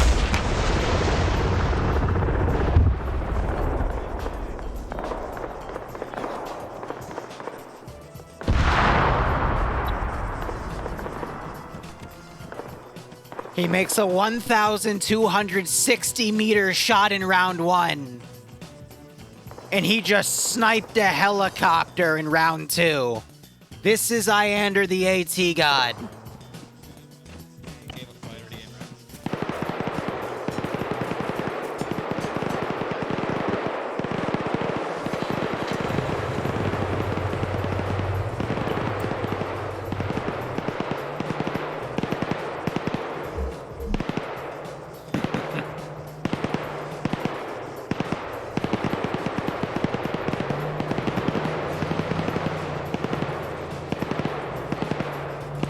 2 hours, yeah. Cool.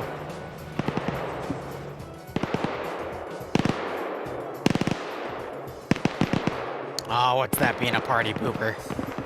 Classic. Alright, BTR is flanked around on the right. I guess he saw some of the infantry moving up, so he's trying to get at him. Yeah, helicopters landed down here. One of the pilots made it. I thought he had a second one, though, and I don't see him on the server anymore, so he might have gotten killed off. Crew still has 4, but it looks like they crashed. Ouch. Oh my god, camera.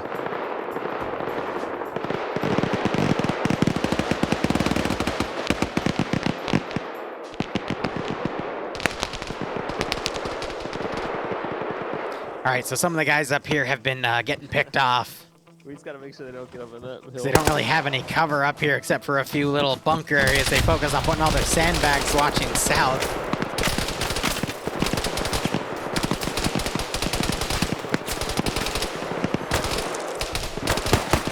How did this guy die? Maybe by Blue Fort Bravo firing at him. BTR is still marauding around though.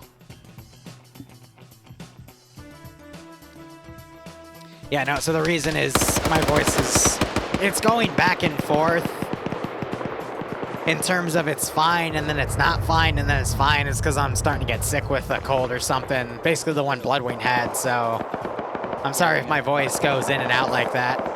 Yeah, I'm straining a bit too much today.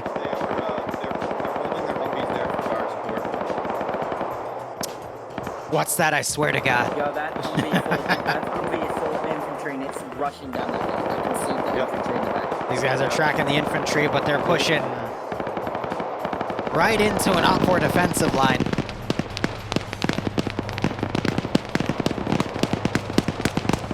Ooh, a little bit of air too. Hits a tree. Can Lolo follow through with the AT? He does!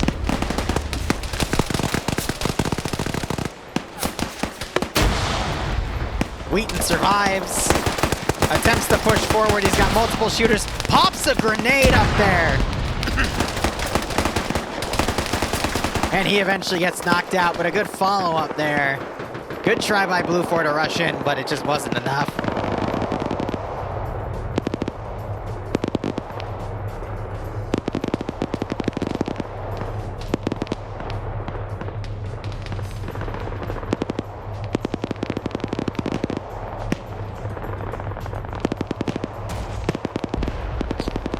Just heard a small shot get fired. That was on the MRAP, engine disabled. That would be those 4 skylining chuckleheads over there.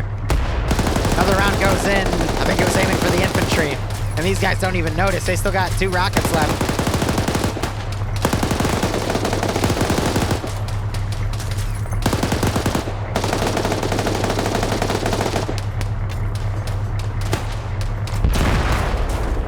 There's the Humvee.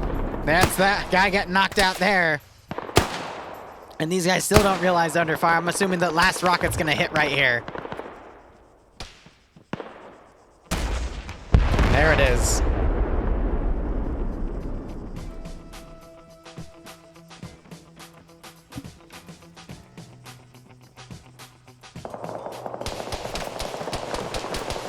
Absolutely brutal. Let's have a look at Iander's kill count here. That's 2 Humvees, 1 aircraft, and 1 infantry kill. And the MRAP's disabled, so all of Blue 4's vehicles are down to 1 guy. It's nice that we're catching all those angles tonight. Top 4 still trying to hold the ridge. Funny enough, the non-VIP in the command team died. The 3 that are actually worth the objective are still A-okay. Got this BTR up here harassing the infantry. Yeah,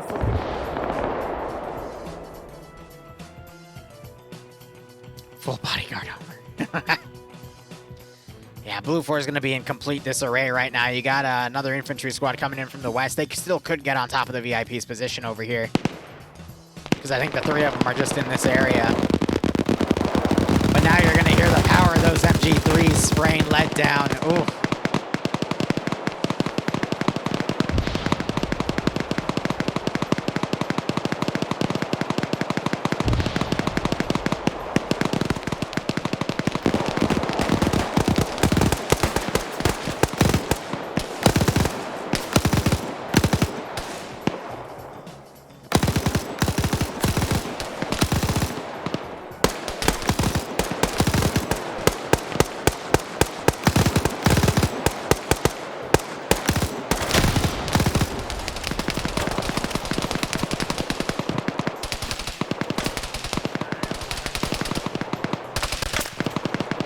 Steve trying to lay low. Shots literally going into his little pillbox there.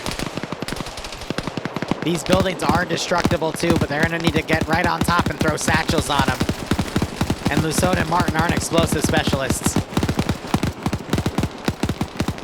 Oh! Wow, it bounced just outside of the bunker. Grenades definitely got some kills though.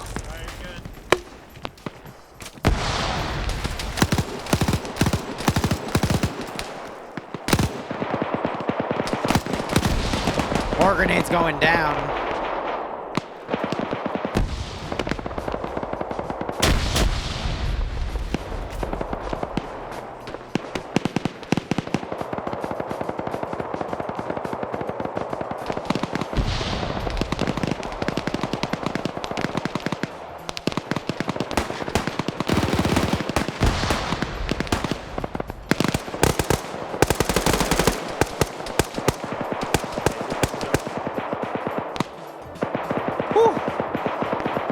It would be nice to see if a few well-placed grenades knocked out all the VIPs, but you got one of them over here just chilling on a court static. Smoke grenades being thrown out. Let's look, if we scroll out. How many kills has this guy gotten? Steve's gotten 3. He's been picking apart some of Delta here. Delta has no light anti-tank.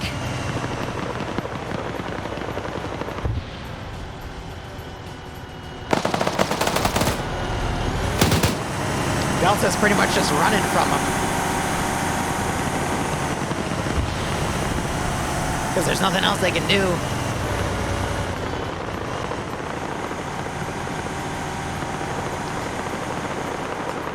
At this rate, Opera's going to accidentally start running a few of them over. Bravo 2's mounting up in a few vehicles that are remaining. Echo's now pushing where Bravo is. Op 4 Bravo, those two guys are still overwatching. You know, I need to check my sanity real quick. Yeah, they did have a crew serve mortar. They just opted not to take it out, which is fair because not that many people know how to effectively use it. BTR hog hunting. Yeah. Looks like more Op 4 members died up on this ridge. One of the VIPs did too. He was the cord gunner. Got a Humvee driving by over here. They're suppressing it. Grenades going out. That might actually kill Guy Fieri. Yeah, he's busy medicing. He's gonna have even more to medic now. But Op 4 now being a bit more proactive with their defenses here. Except they're getting picked off as they try. King, buddy, you need a well-placed grenade on that spot. Wow. And the King decides to instead reign supreme as grenades continue to falter up. But then the King is dethroned. I swear, if we were to see grenades roll all the way down to Yano's position and get him, that would have been interesting. And again, my voice is going out. That's why my voice sounds like this. We covered 2 Polish PvP rounds. Now we're round 2 of FNF today, and I've got a cold coming. Because Bloodwing got better from hers, but now mine's coming up. Shut up, what's that?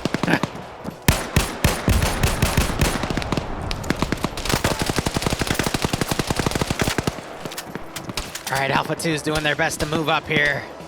We got some guys doing initial breaches, but Yano's an explosive specialist. I'm wondering if he's going to be able to yeet charges or satchels into this position. He'd get so many kills if he could do that. And instead, Depso throws an explosive satchel. Yano's gonna back into it. Bye, Yano.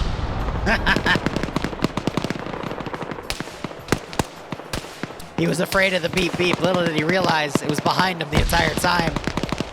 Oh no. And then, of course, Wombat kills Depso with a friendly grenade and the cycle completes.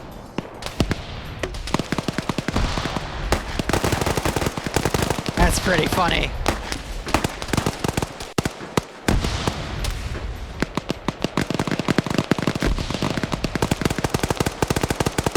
You know, it's funny because a lot of Op 4's dicking around over here. That's taken away a good chunk of Op4 defenders, so a good chunk of Blue 4, at least what's survived, is now coming in and trying to push this on all angles. So even with Iander's brilliant AT work today, even AA work you could argue, even with the great work the BTR has been doing on getting a few kills and wrangling Blue 4, Blue 4 has been able to rush right on top of the objective. You're seeing explosives now going off and killing more of the VIPs, or at least denying areas they could go. So Vagrant and Snodgepur are the other two VIPs that need to be eliminated. And Blue 4 is still making a valiant effort here.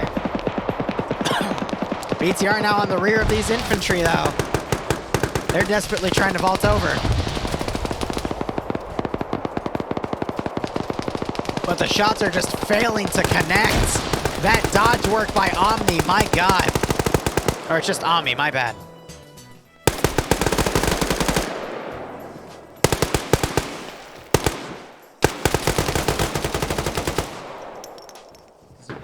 Great grenade throw.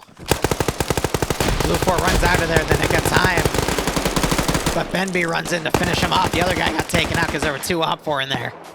Now Blue 4 starting to surround this final position. We're seeing more grenades going in. And that gets a knockout on Puma. More grenades getting thrown up. Snodgepur staying in the little bunker they made.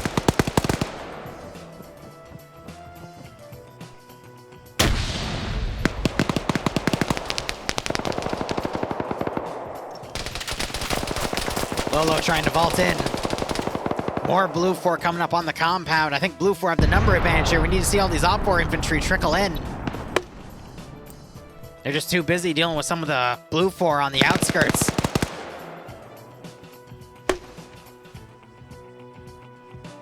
Well, I have the grubs out. Give me a second.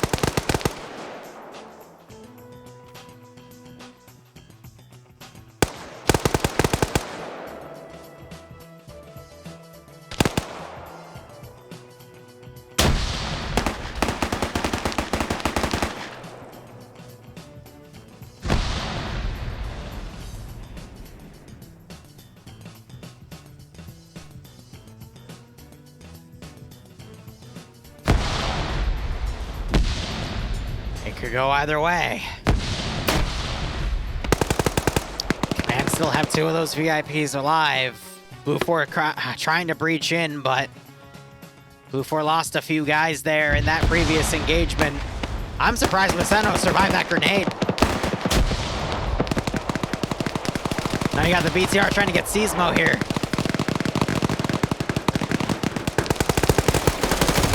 Misano breaching in. We see two Blue 4 guys blown away by Op4. Now he's going to clear that building with a grenade. Hunt reloads, rolls away. Legend folds back in. So much Charlie, I think they just took a Humvee back into the AO.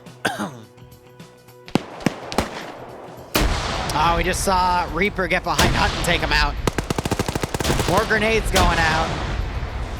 Kermit takes cover. Tries to get Reaper, but he's folds in. And it looks like Blue 4 have lost that numbers advantage. Op 4 are now pushing their remaining forces in. Blue 4 down to 4 players.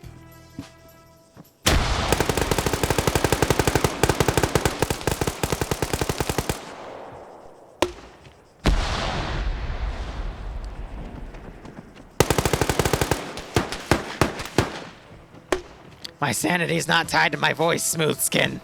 I can still commentate FNF after a great dose of radiation.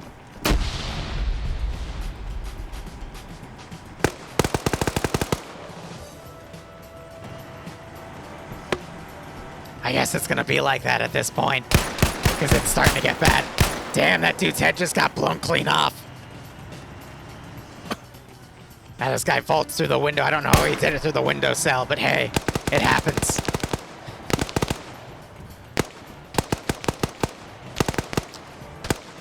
All right, Seismo's still on the AO here. Wow, the voice, I can hear myself with my headset. My voice has gotten utterly screwed. Hi, honey. How are you doing?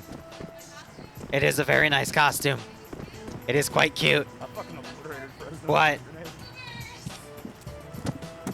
Who needs blood? Who needs blood? All right, hun, I know, honey.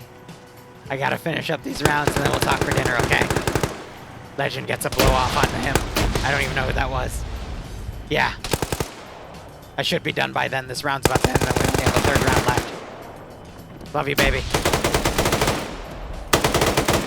Cecil's got a 249, but Pierce has the high ground. Pierce jumps down. Both of them at 249s. And they trade. The 249s cancel each other out. Oh my god. This is my VIP hotel. How did you let him in here? Yo, you gotta protect me, bro. I'm the VIP. You gotta protect me, alright? Watch those stairs.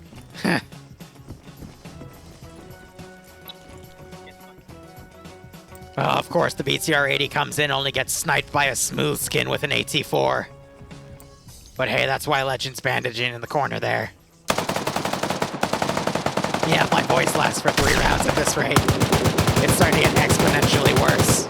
Iander is now out of mats. But then again, that's a friendly vehicle, so why would he shoot it? Then again, I've witnessed Iander shoot down his own Apache before in an operation.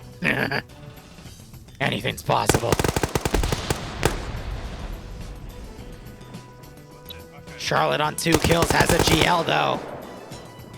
Orcus trying to snipe her out. Oh, damn. That shot was so epic, it literally censored half of my screen like that. Amazing.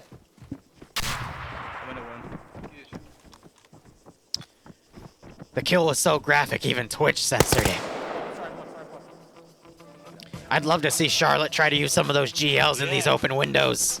Get a nice multi-kill on both of the VIPs if Charlotte were to just use those GLs in the open window. There's more GLs potentially in these bodies. Charlotte could put a single GL in there and win the round. But it looks like Legend tried to do it. And then Iander's trying to find him. The windows have now been shut. And there goes that opportunity. That's actually a great grenade throw. But there's no one around to unfortunately take the damage. Come over here and fight us like a man. Identify yourself. Iander throws a grenade up, and Tim Kappa gets blown out of the second story like it's an action movie or something.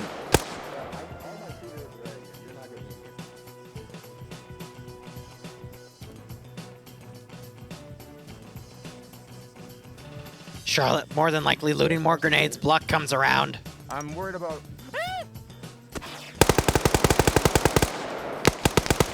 Bluck gets shot as Iander also panic shoots Bluck. I don't know what the heck that was about. Tymic getting into a fight with Norris. But Tymic has a light machine gun. Explosive charge being thrown. If Norris can get over here and use those charges, he could actually kill the VIPs.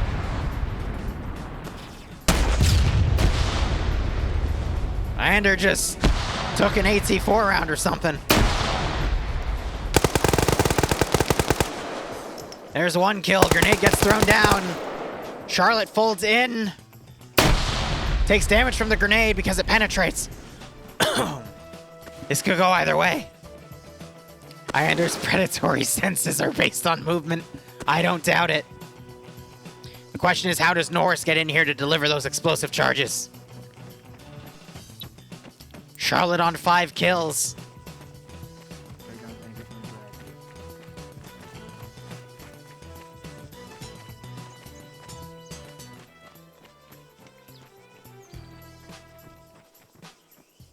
Oh! Dude, why would you scare me like that? Go upstairs, bro. Oh, shit, someone opened the door. Someone opened the door. Get on it.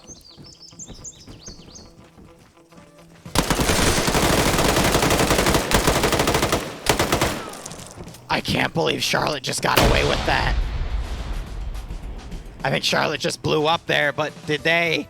They got Snodgepair with that, so if Norris can kill... Oh no.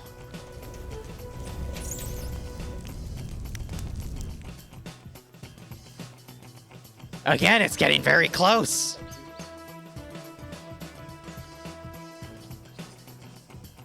nothing because Charlotte was out of grenades, but some grenades up on the rooftop would have fixed it. Norris has the light machine gun now. It's 1v3, but wait. The pilot is still alive.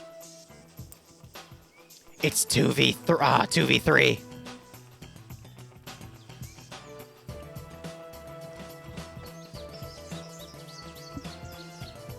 Oh, but if Vagrant dies, Blue 4 wins.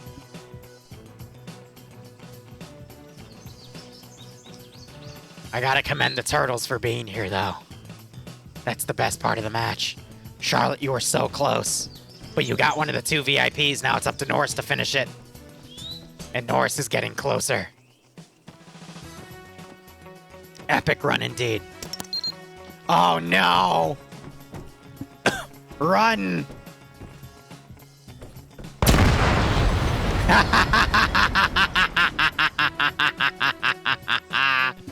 Well, it wasn't a mini nuke, but it was still the closest thing.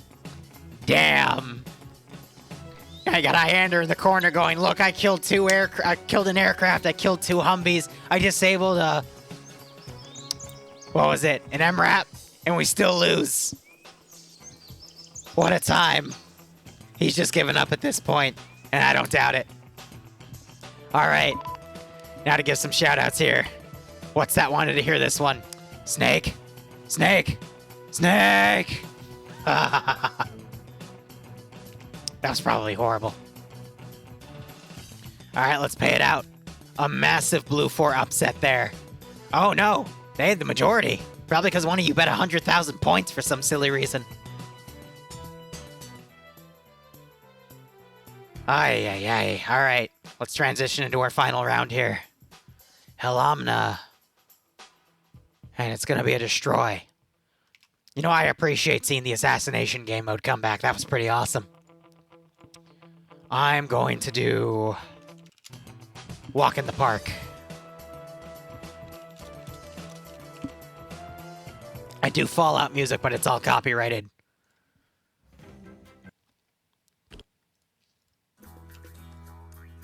Now, one of you said you want me to bring Fallout Ops back. I'll talk about that in a second. Let me get my commands rewritten.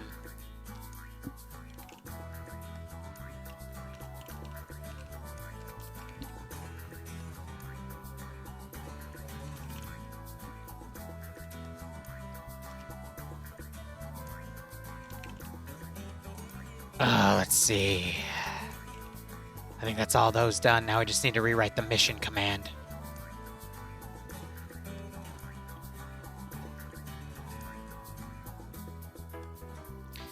And let's grab OBS, put it on our other menu. And this is round 3, where Blue 4 is attacking 2 Op 4 objectives to destroy them. Blue 4 has a 5% numbers advantage.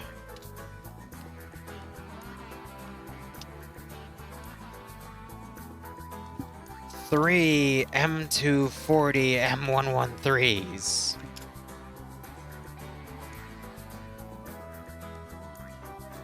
Three M2 statics and transport, while Op 4 has 2 Dishka statics and 2 unarmed Vodniks. Excellent. Wow, my voice is actually really shot right now.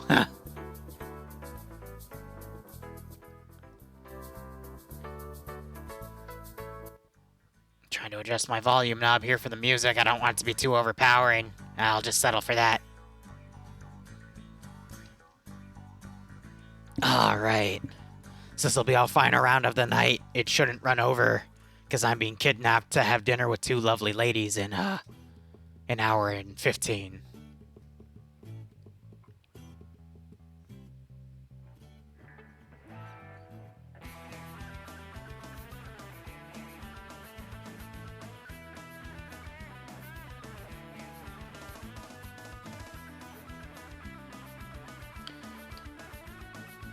click it to see how bad it is. I can hear it within my own headset because I have my own voice feedback in, so I can gauge its audio levels with everything. What's for dinner? Korean barbecue. But I can hear how bad it is right now.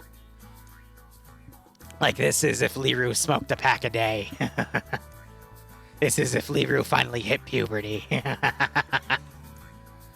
But anyway, the Fallout mod... excuse me. The Fallout mod for ARM actually got an update recently, and I would love to give it a try, but how we're going to be doing armor rotations in my community, we're going to do the prediction when we actually get into the round, Dreadnought, so just give it a bit. But how we do my community tied to my Discord, if you do !Discord, is I always let the players vote on topics I pick. However, this time, I'm only going to put 4 topics out there, and that's going to be on the 15th, but on the 12th, I'm going to open the board so everyone can put 1 topic in that wants to put a topic in. And I'll just run the polls based off of that. Whatever wins, wins, because last ship was a, that was a fan one being put in. And then I know if I put in SCP and horror stuff, that's going to win for like the 4th month in a row, and I'm running out of ideas. Iander, 1,260 meters in round 1. You kill the CH-53. You kill both of the Humvees. You disable the M12-400, or it's the M12-40, whatever, it's the MRAP. How do you feel, broski? This is one of the best runs I've ever seen. And I do have Battle of Los Angeles. I would love to do that as an op. We'll probably have to grab the Scion conflict mod for the alien assets, but I'd have to do some research, but I'm probably going to put that on the poll as well. I just can't think of a map that really would mimic Los Angeles, so I would need a more suburban map with like a waterway. So if you guys find anything, that would be really helpful. And Iander, yes, we know you love rockets. But the legend himself is here.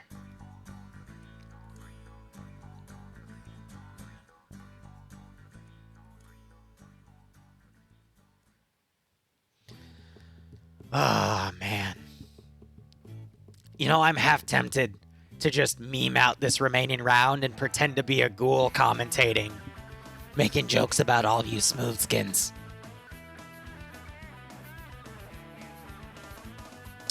I'm half tempted to do it, just for the hell of it, because I don't know when I'm going to get this voice again. I only get this voice when I've either really shot my vocal cords, usually through a lot of commentary streaming, but it's also even worse because I'm sick. I know I was already doing it to get a feel for it, but I don't think that would work, and I don't think Zargabad would work for a Battle Los Angeles. I would prefer a map that's a little more suburban Los Angeles or something. But worst comes to worst, I know there are quite a few good urban maps. I mean, we could just take Fallujah and turn that into Battle Los Angeles, but I know of a few other maps that are slightly smaller in city scale that could also work out for it. Lean into it, it won't hurt.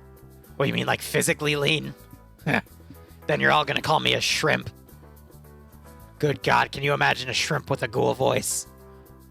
That's just a Mirelurk on a bad day. Or a pissed off Lake Lurk, if we're out in New Vegas.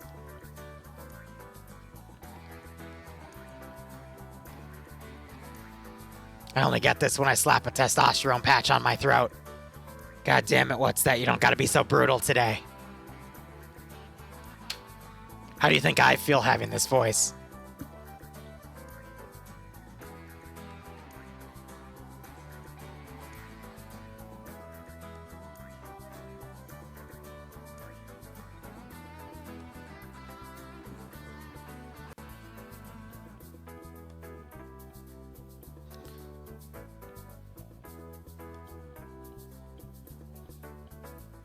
Hey there, smooth skin. Alright. Alright. Screw it. We're gonna do it. Alright. At the sound of the goat. Oh yeah, right. Alright. I promised I would say it too. Ready? I'm Batman. Wow, that actually worked really well. Holy shit. Alright, another one. I'm Batman. Damn. That's good. Now I literally understand what that meant when he said he gargled gravel every day to make that voice line work. Alright, you smooth skins, are you ready for FNF round 3? I'll never understand why, after a thermonuclear war, we all got together and set up this sort of local area network to play a video game about killing each other. When we see that every day in the damn wasteland, but you know what? They don't pay me enough to ask questions, they only pay me to cover these events. So by whatever unholy being is that watches over us, here we are. Let's do this damn thing. Good God. I think that was the most human I just sounded. If only. What's the pay rate? It's not that good. It's only about 50 caps a stream. Meanwhile, I watched some dude come out of a vault and blow a bunch of people away. Loot all their bodies, sell all their gear. He's making thousands of caps over in that one place. What's it called, Megaton? That man lives like a bachelor now. You know what, actually, chat? Should I pretend to be a ghoul from Fallout 3 or New Vegas? I'm going to be honest, I know much more about New Vegas than 3, and don't ask me to do Fallout 4, and if you ask me to do Fallout 76, you get a permanent ban from this channel. And I don't know too much about Fallout 2 or 1, otherwise I'd put those up as options as well. So I guess by proxy we're doing New Vegas.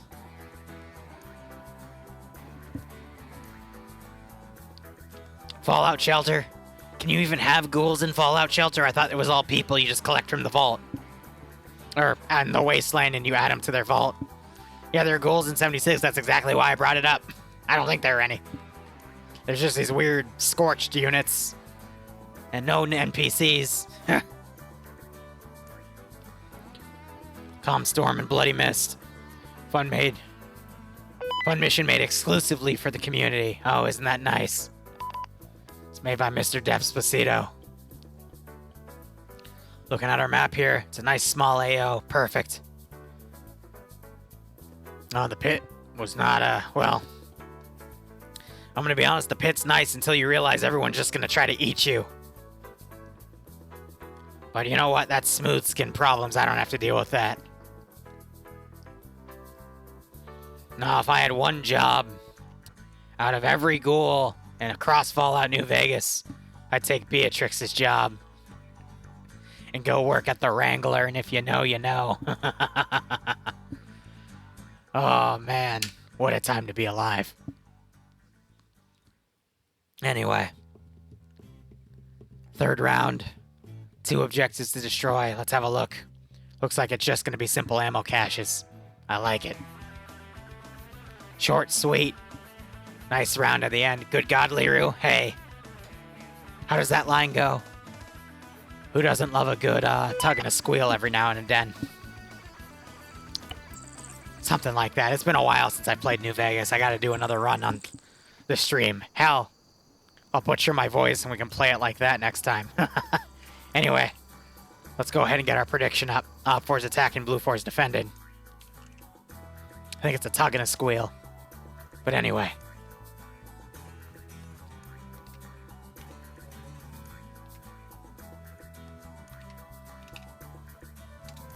Now I hope this is right, because for all I know I could be totally wrong.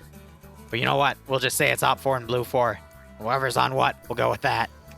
Anyway, guys, this is the third round. Depso didn't even make a brief. Good. Less reading for me.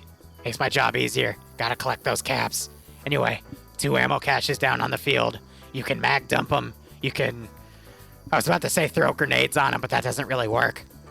You can hit them with GLs. You can hit them with AT, will insta-kill them. Explosive charges or satchels. Satchels insta-kill them. Charges don't always insta-kill, but at least it does a good chunk of damage. Sometimes even causes the caches to fly. Oh, damn it, I was wrong. Blue 4 is attacking. 1 second. Let me delete that real quick. Blue 4 attacking, Op 4 defending. Yeah, I can just recycle the previous one. Sorry about that. Replace your bets. Go ahead. What happened to my voice? Some asshole blew up Megaton. Now I'm stuck as a ghoul. Nah, I'm kidding. We had 2 rounds of PvP Polish commentary, and those lasted about an hour. And now we're on the 3rd round of FNF, and I'm getting a little sick, so my voice is kind of screwed over. Too much dick? No, that's What's That's job. Why do you think I never let him in the commentary booth? He makes me sound like a saint. Anyway, let's get back to the round. Otherwise, the attackers for Blue 4, they have to blow up both caches or wipe out the entirety of Op 4 to win. Op 4 have to wipe out the entirety of Blue 4 or keep at least 1 cache alive by the end of the 60 round limit. Other mission variables here, render distance is a little over a click, no magnified optics nor NVG equipment, and Op 4 only has 100 build points to work with. The default number is usually 125, so we're going to see a little less fortifications than normal. Sorry, my ghoul brain is cooked. Sometimes it's a little hard to think. Anyway, I'm going to look and see if there's any echo on either side. There's not, so Matt doesn't apply. Blue 4 kits are going to be the Bundeswehr kits, old German BS from before the war. Anyway, platoon leads, platoon sergeant, squad leader, team leader, auto rifleman assistant, grenadier, grenadier IR. Grenadier IR have these modded things in their guns because, of course, it's not a base Fallout thing. It's called Hunt IR.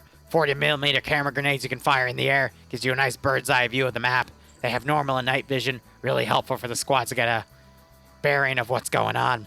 You got your machine gunners and your machine gunner assistants, your combat engineers. Combat engineers have the choice of 4 different types of ordnance.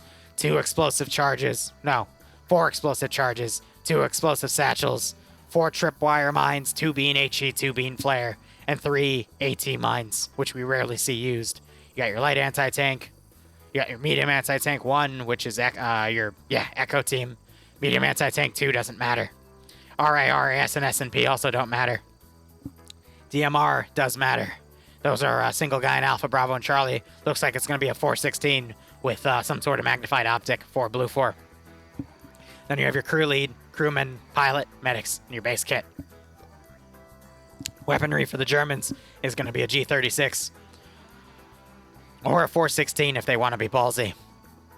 Glock 17s for their handguns, Mini-Me's for their light machine guns, and Alpha, Bravo, and Charlie, MG3s for their Delta medium machine gunners. Light anti-tank's going to be the M136 single-shot disposable AT weapon. And then you have crew and aviation having the choice of an MP7 or an HK416. But I don't see any crew and aviation slots, so that doesn't matter. None on Op 4 either. Cool, I can skip that for the next one. Nothing on crew served weapons. Blue 4 have 3 M240 M113s, 4 transport M113s, 2 transport trucks, and 3 sit-down M2 statics, which I guess they can just bring offensively. Op 4, meanwhile, their uniforms are modern Russian EMR camouflage. Their loadout's going to be modernized AK-74s, or an AKS if they want to be true Chads. MP433 Grotches as their handgun. Their marksman rifle, which isn't listed here, is more than likely going to be an SVD, because every time we see a Russian-based faction in this, it's the SVD. Once in a blue moon, if it's a more insurgent faction, it's the M76. But otherwise, this is going to be it's going to be an SVD. But we'll find someone in a second to confirm. RPKs for the light machine gunners. PKPs are going to be given to the Delta medium machine gunners. Light anti-tank is going to be the reloadable RPG-7. Crew and aviation doesn't matter because there's no slots. Their assets are going to be 2 transport vodniks and 2 Dishka miniature pods. Interesting. All right. Patriot's going to be commanding for Op 4. Jack's going to be the medic for command. Banks is going to be leading Alpha with Dingo as his 2IC. 2ICs get the GLs for squads. Ash, we're going to look at him real quick. He's got an SVD on his back. He's also carrying one of the miniature pods. Hunt's going to be the medic. Yano, Wheaton, Swola, and Waldo are going to be in Alpha 1. Pierce, Nanner, Snodgy Meerkat, and Nolich are being Alpha 2. And I got you. The plan was that everyone rushes, but only we apparently were driving there. I don't know what they're talking about. I think the previous round they're bitching about it. Fresno leading Bravo. Leon being the marksman. Darby being the medic. Baller Deluxe leading Charlie with Bandit as the marksman. Charlie 1 has Goblin, Legend, ID, and Tim Kappa. Charlie 2 has Ben, Meaty, Elliot, Dave, and Roofy. Steve is leading Delta with Grav as the 2IC. Kabubi and Vagrant taking the Delta medium machine gun PKMs. Ami. I keep thinking there's an N in there. I'm dyslexic too. Who would have thought? He's being the assistant. Andriri and Kale being the Andrews being the team lead. Kale and Ultra Lord being the machine gunners, and Warcats being the assistant. Looking over at Blue 4. Korvac is commanding. Norris is being the medic. John, Michael, Flux, and Guy Fieri are all under the Alpha lead team. I'm gonna fly out of there because I hate the sound of 113s. John's leading. Michael's being the 2IC. Flux is being the marksman with what's gonna be, yep, an HK416 with an ACOG scope. And then Guy Fieri, I think, is gonna be the medic. Kane, Bay, and Zoni and Moneyman are gonna be in Alpha 1. And there's no Alpha 2. Curie leading Bravo with Charlotte as the 2IC. Batty, I believe, being the medic. Or that could, nope, there is no 2IC because there's no GL, so I believe Charlotte's going to be taking the marksman rifle, and Batty's going to be the medic, based off of the order in the team. Alexander leading Bravo 1 with Lolo, Simply, Reapers, G-Legs, and Sismo. Pro Hunter leading Bravo 2 with Aim at the Stars, Roderick, Martin, and Huel. Tymek leading Charlie with Pogo being the 2IC. NASA being the... it's hard to say. I think these are some of the riflemen filling in under a different Charlie group, so we're just going to rule it as that. Bluck leading Kermit, Lolo, Mesano, Sayak, and Depso, and then Delta's merged everyone together. Yanni Finn leading Puma, Malin, Nemesis, Lurch, Bates, Katz, Gabion, Iander, and Quantum X. Overall, Blue 4 is going to know that the caches are in these two darkened areas, but not know within which specific building they're in, so they're going to have to search them, and then Op 4 is going to have to hold and defend. Now, I'm going to be honest, guys, this round could really swing either way. Both sides have a bit of a reduced player count. I think we're in the 90s, if not 80s, for this round. Let me go ahead and quickly check by tabbing out. In the TFAR channel, we actually have 84, so that's about a 40v40 split. Anything could happen. Do they have VATS? Unfortunately, they do not. Horrible Hog. We're playing by Fallout 76 rules, which means there are no VATS. You just gotta shoot. And we all know that the gunplay in most Fallout games can be a bit meh without VATS, but hey, c'est la vie. At least neither side has a mini nuke launcher, otherwise this map would end very, very quickly. That got removed for balance ever since the attackers learned they can just pump a mini nuke in any building and instantly destroy the cache. Crazy how that works.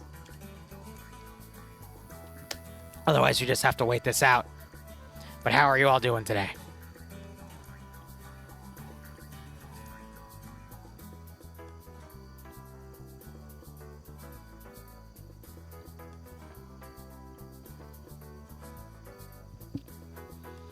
You're going all in on Pepega, good luck.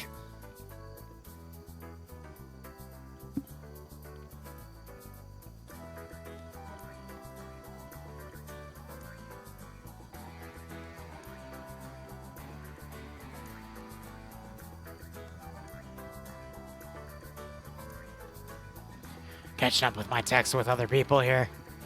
Hog, I'm happy to hear that. Test, I have no idea what that's about. Got a realistic ballistic mod for Fallout 4. That's nice. So let's give him a warm welcome, shall we? Bosch, welcome. Normally I don't sound like a ghoul from Fallout, but today's the day. I'm thinking after dinner I'll come back, do a little bit of video editing, and then maybe some late night, DayZ. I'm not sure if my voice is going to still sound like this, but hey, it'll be funny if it is.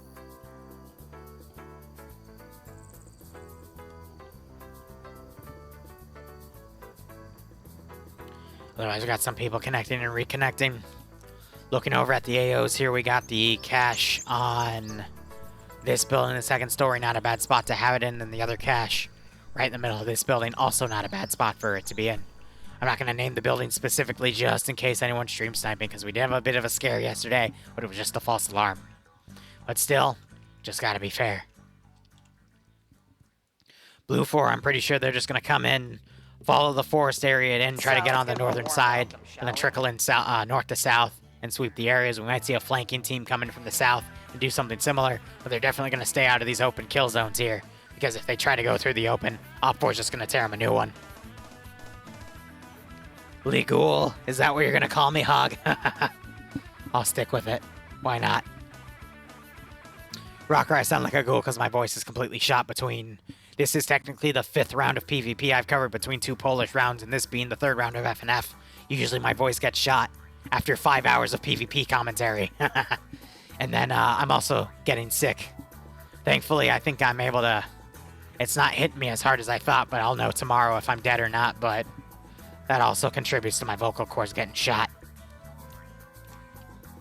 But beyond that, I think Op4 just have to hold defensive security on the sectors, or at least the areas around the caches themselves, because there's just not really any good angles for them to cover, because there's just too much force and too many different positions that Blue 4 could come in from.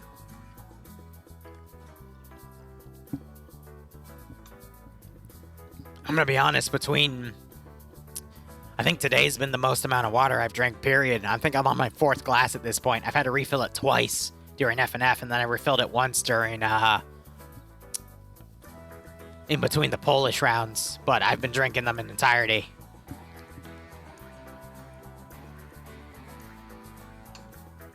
Shut up, Malin.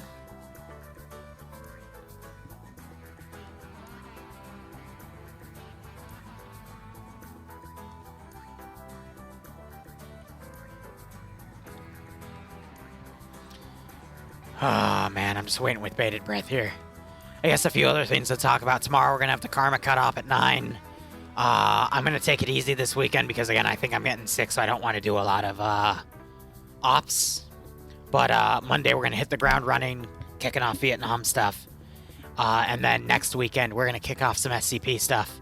I've got a custom tunnel ready to go. I've got an SCP complex that is 95% done. And I might try to sneak in one more open world-esque SCP or horror op, so we'll just have to see how all that goes.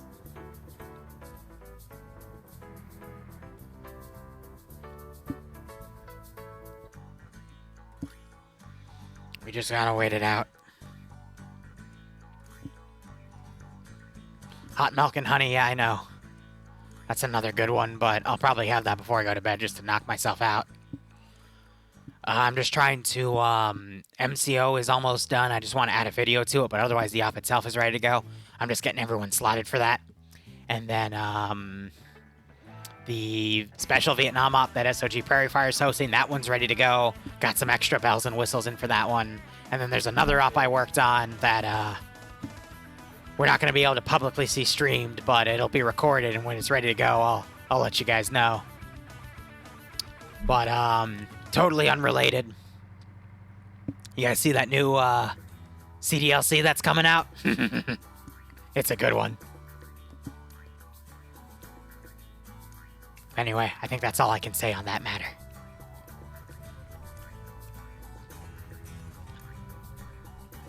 One more minute before the round begins.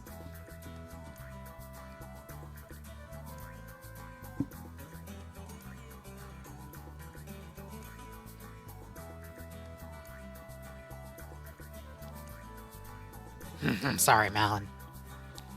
Funny enough, I did talk to someone about that. And I think that's all I can say about it. But anyway.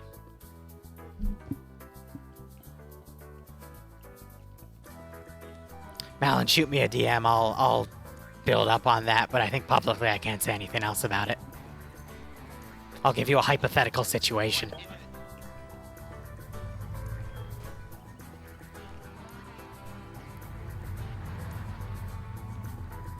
Anyway, here comes Blue 4. Looks like they're going to be rocking 3 113s and 2 transport trucks. One of the 113s is leading for one of the transport trucks here. Otherwise, we've got one to the south. And then Command's taking a 113, and one of the other squads is taking a 113. So I think from here they're going to break off to the north, get in that forested area, and just come on in.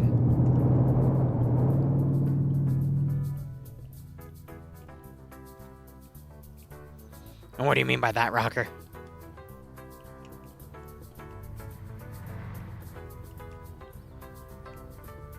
Yeah, that's fair, Malin. There's so many things I want to say, but I can't. Damn it.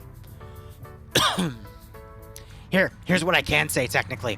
When I was, when the NDA for SOG Prairie Fire got lifted, and I was able to talk about it, and blah, blah, blah, but I can talk about it because that NDA is lifted, I was really surprised with who I ran into while under NDA and worked with for the beta testing in that wave. And, you know, it was interesting because a lot of conversations happened, but that was all while that area was NDA'd. It was really funny to see, you know, what ended up happening out of that one. But, you know, I can talk about that one because that NDA got lifted. But, you know, if there's anything else going on, can't talk about it now. But that's, I think, all I can say about that one. But anyway, let's focus on the round, guys. Because, again, I want to hype you guys up for things, but I can't because of certain legal limitations.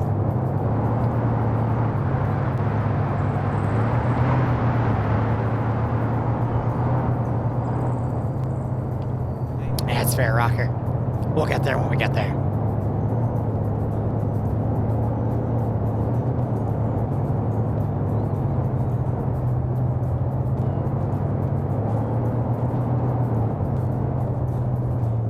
Alright. Blue 4's dismounting on the northern side. Looks like there's going to be a flanking attack from the south. I'm a little worried that we're seeing Scandi Recon being given the go-ahead to go around on their own, but based on the amount of time it's going to take them to actually flank around from the south, they might actually not be super effective unless they remount their Vic and go all the way around to the south, because by then, Op 4 could repel the main attack, pull back, and then repel Scandi Recon as well. Scandi Recon dividing only works if they basically do a pincer attack and hit at the same time or close within the same time, within at least 5 to 10 minutes.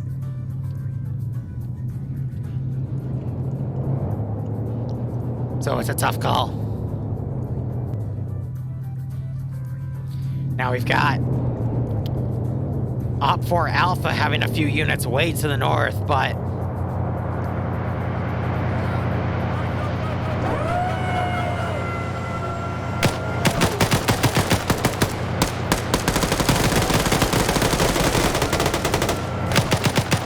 what was that?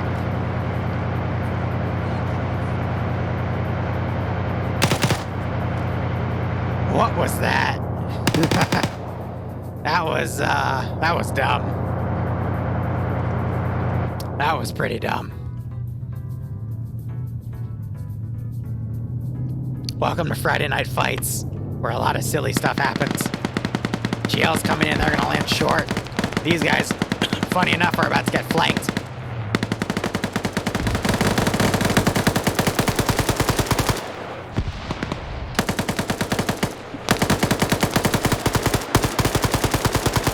Now Op 4's trying to repel that attack, but look at how limited the defensive line is for that cache. And then these guys are gonna run around and get the southern one. I'm really worried for Op 4 right now. The defensive lines are way too thin. That was dumb, the FNF slogan, yeah.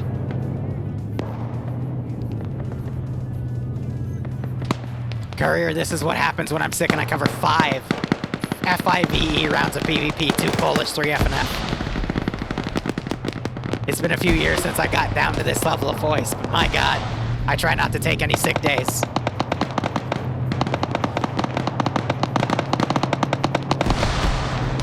Oh, that grenade!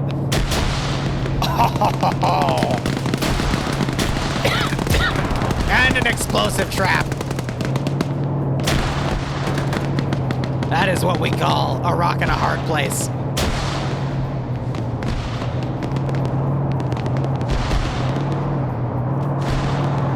And you got this 113 still in here, just driving around and providing distraction. Scandy's pushing up. They're still gonna have a big open chunk of ground, which I'm worried about. AT just fired and hit the 113. NASA immediately bails out. Elliot taking fire from the north. NASA gets shot from multiple angles on the rear. More AT goes into that Vic. You're seeing Blue 4 getting danger close on these guys. And both of them get tag team killed at the same time by Blue 4 advancing. Oh my god, Rocker.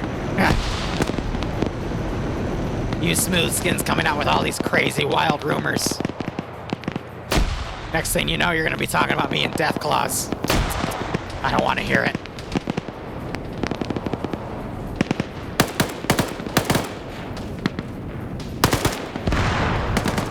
Goblin's trying to get a shot on Batty here. At least I think maybe he's engaging someone else.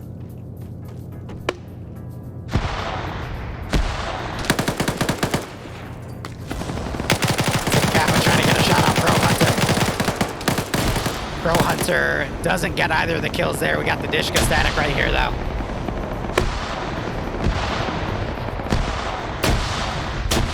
Some Op 4 on the rear. I think they actually grabbed one of the 113s. Yep. They're pulling back with it, but Blue 4 is directly trying to put pressure on this objective. Huel gets knocked out. Deathclaw made Cafe. Wouldn't you like to know more?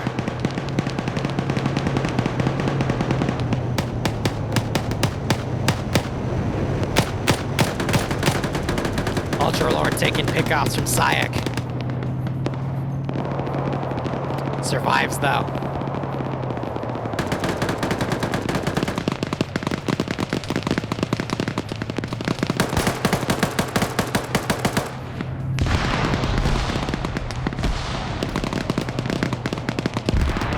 Blue 4 have this really great battle line now, and they're just encircling any Op 4 defense that they can find.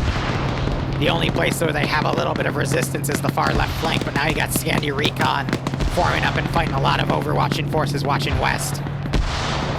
But this Blue 4 force can continue to keep sweeping. It's not looking good for Op 4 at the moment. More explosive traps are going off.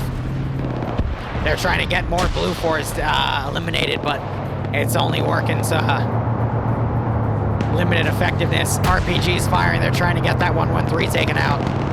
But it's just draining Op 4's AT.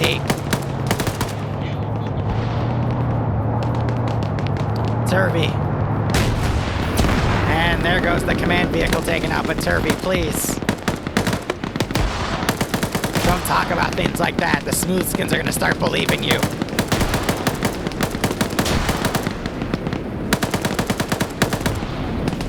Look, all I'm gonna say is the Atomic Wrangler's been coming out with newer and newer things to appease to the more exotic clientele. But let's not talk about that here, okay? This is Twitch. Twitch bans me for things like that.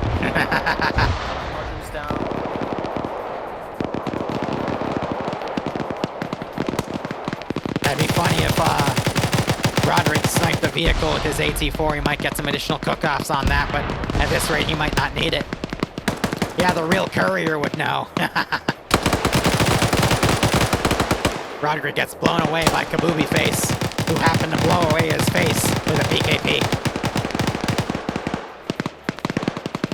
I love that this building's destroyed, but the cache is lopsided. Now they're starting to magnum it. And there's the cache destroyed. Blue 4, meanwhile, you got Alpha bypassing everything to head to the next building. Huh, interesting. We got a black shadowed building.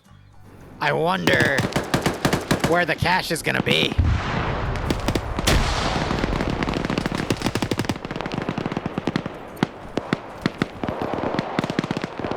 Smoke grenade's going up. A grenade knocks Banks out. Hold up. They actually folded out some of their stocks. A grenade gets thrown down at the entryway. Trees are gonna absorb the damage. Delta still drawing aggro from other Op 4 elements here, but this will allow for Blue 4 to get right on top of it. King gets blown up by another grenade. Can the remaining members of Pepega Pirates get into this area and take them out?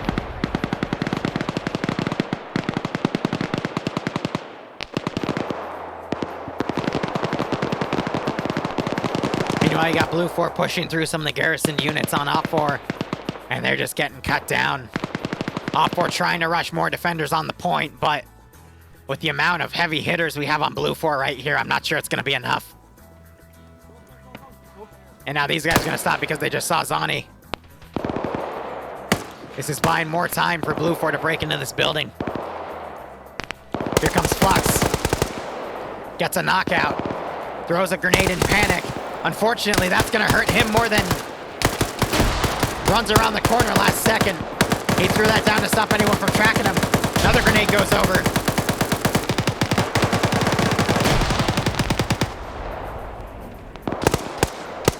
Yano gets knocked out. These guys get double tap. GL going out. That was my ban. And it looks like John's found one of the Op 4 Dishkas and he's using it against Blue 4. Brilliant.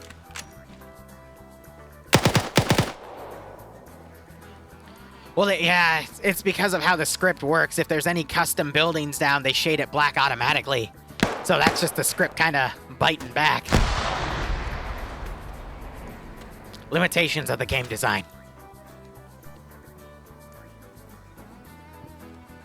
Grenade gets thrown down. I think Michael noticed last second. It's not enough. We see a double knockout. Pretty brutal.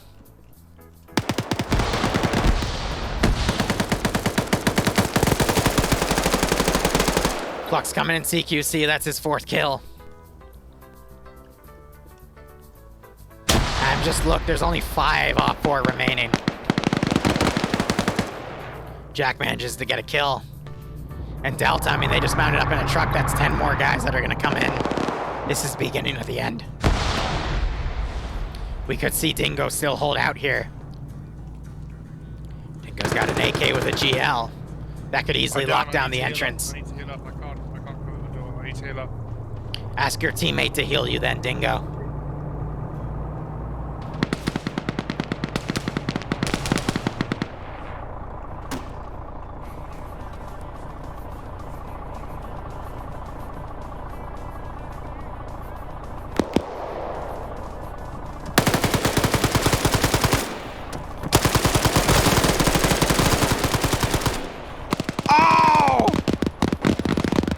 Banks kills his teammate in that exchange.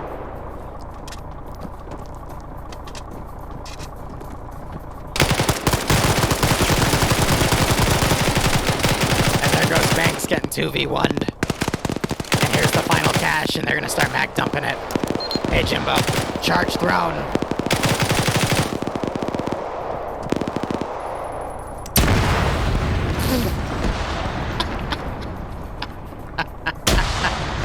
And that's GG.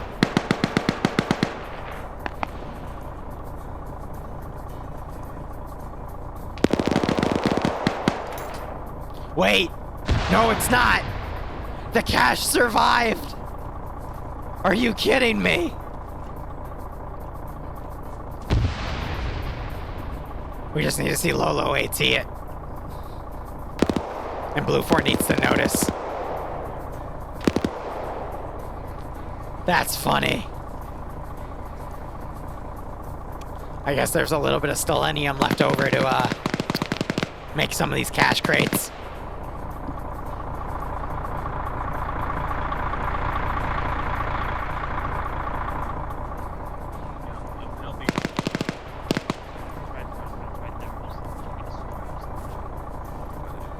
Alright, they just told him Lolo's now gonna come in with AT, I think, maybe. Solid Lennon-wood. Ah, that's a good one. Alright, GG in 3, 2, 1. Boom. Alright. That's Blue 4 winning. Anyway, I might be back later with some DayZ. Otherwise, thank you so much for watching. Go operate operationally. Enjoy the rest of your weekend, smooth skins, and have a good one.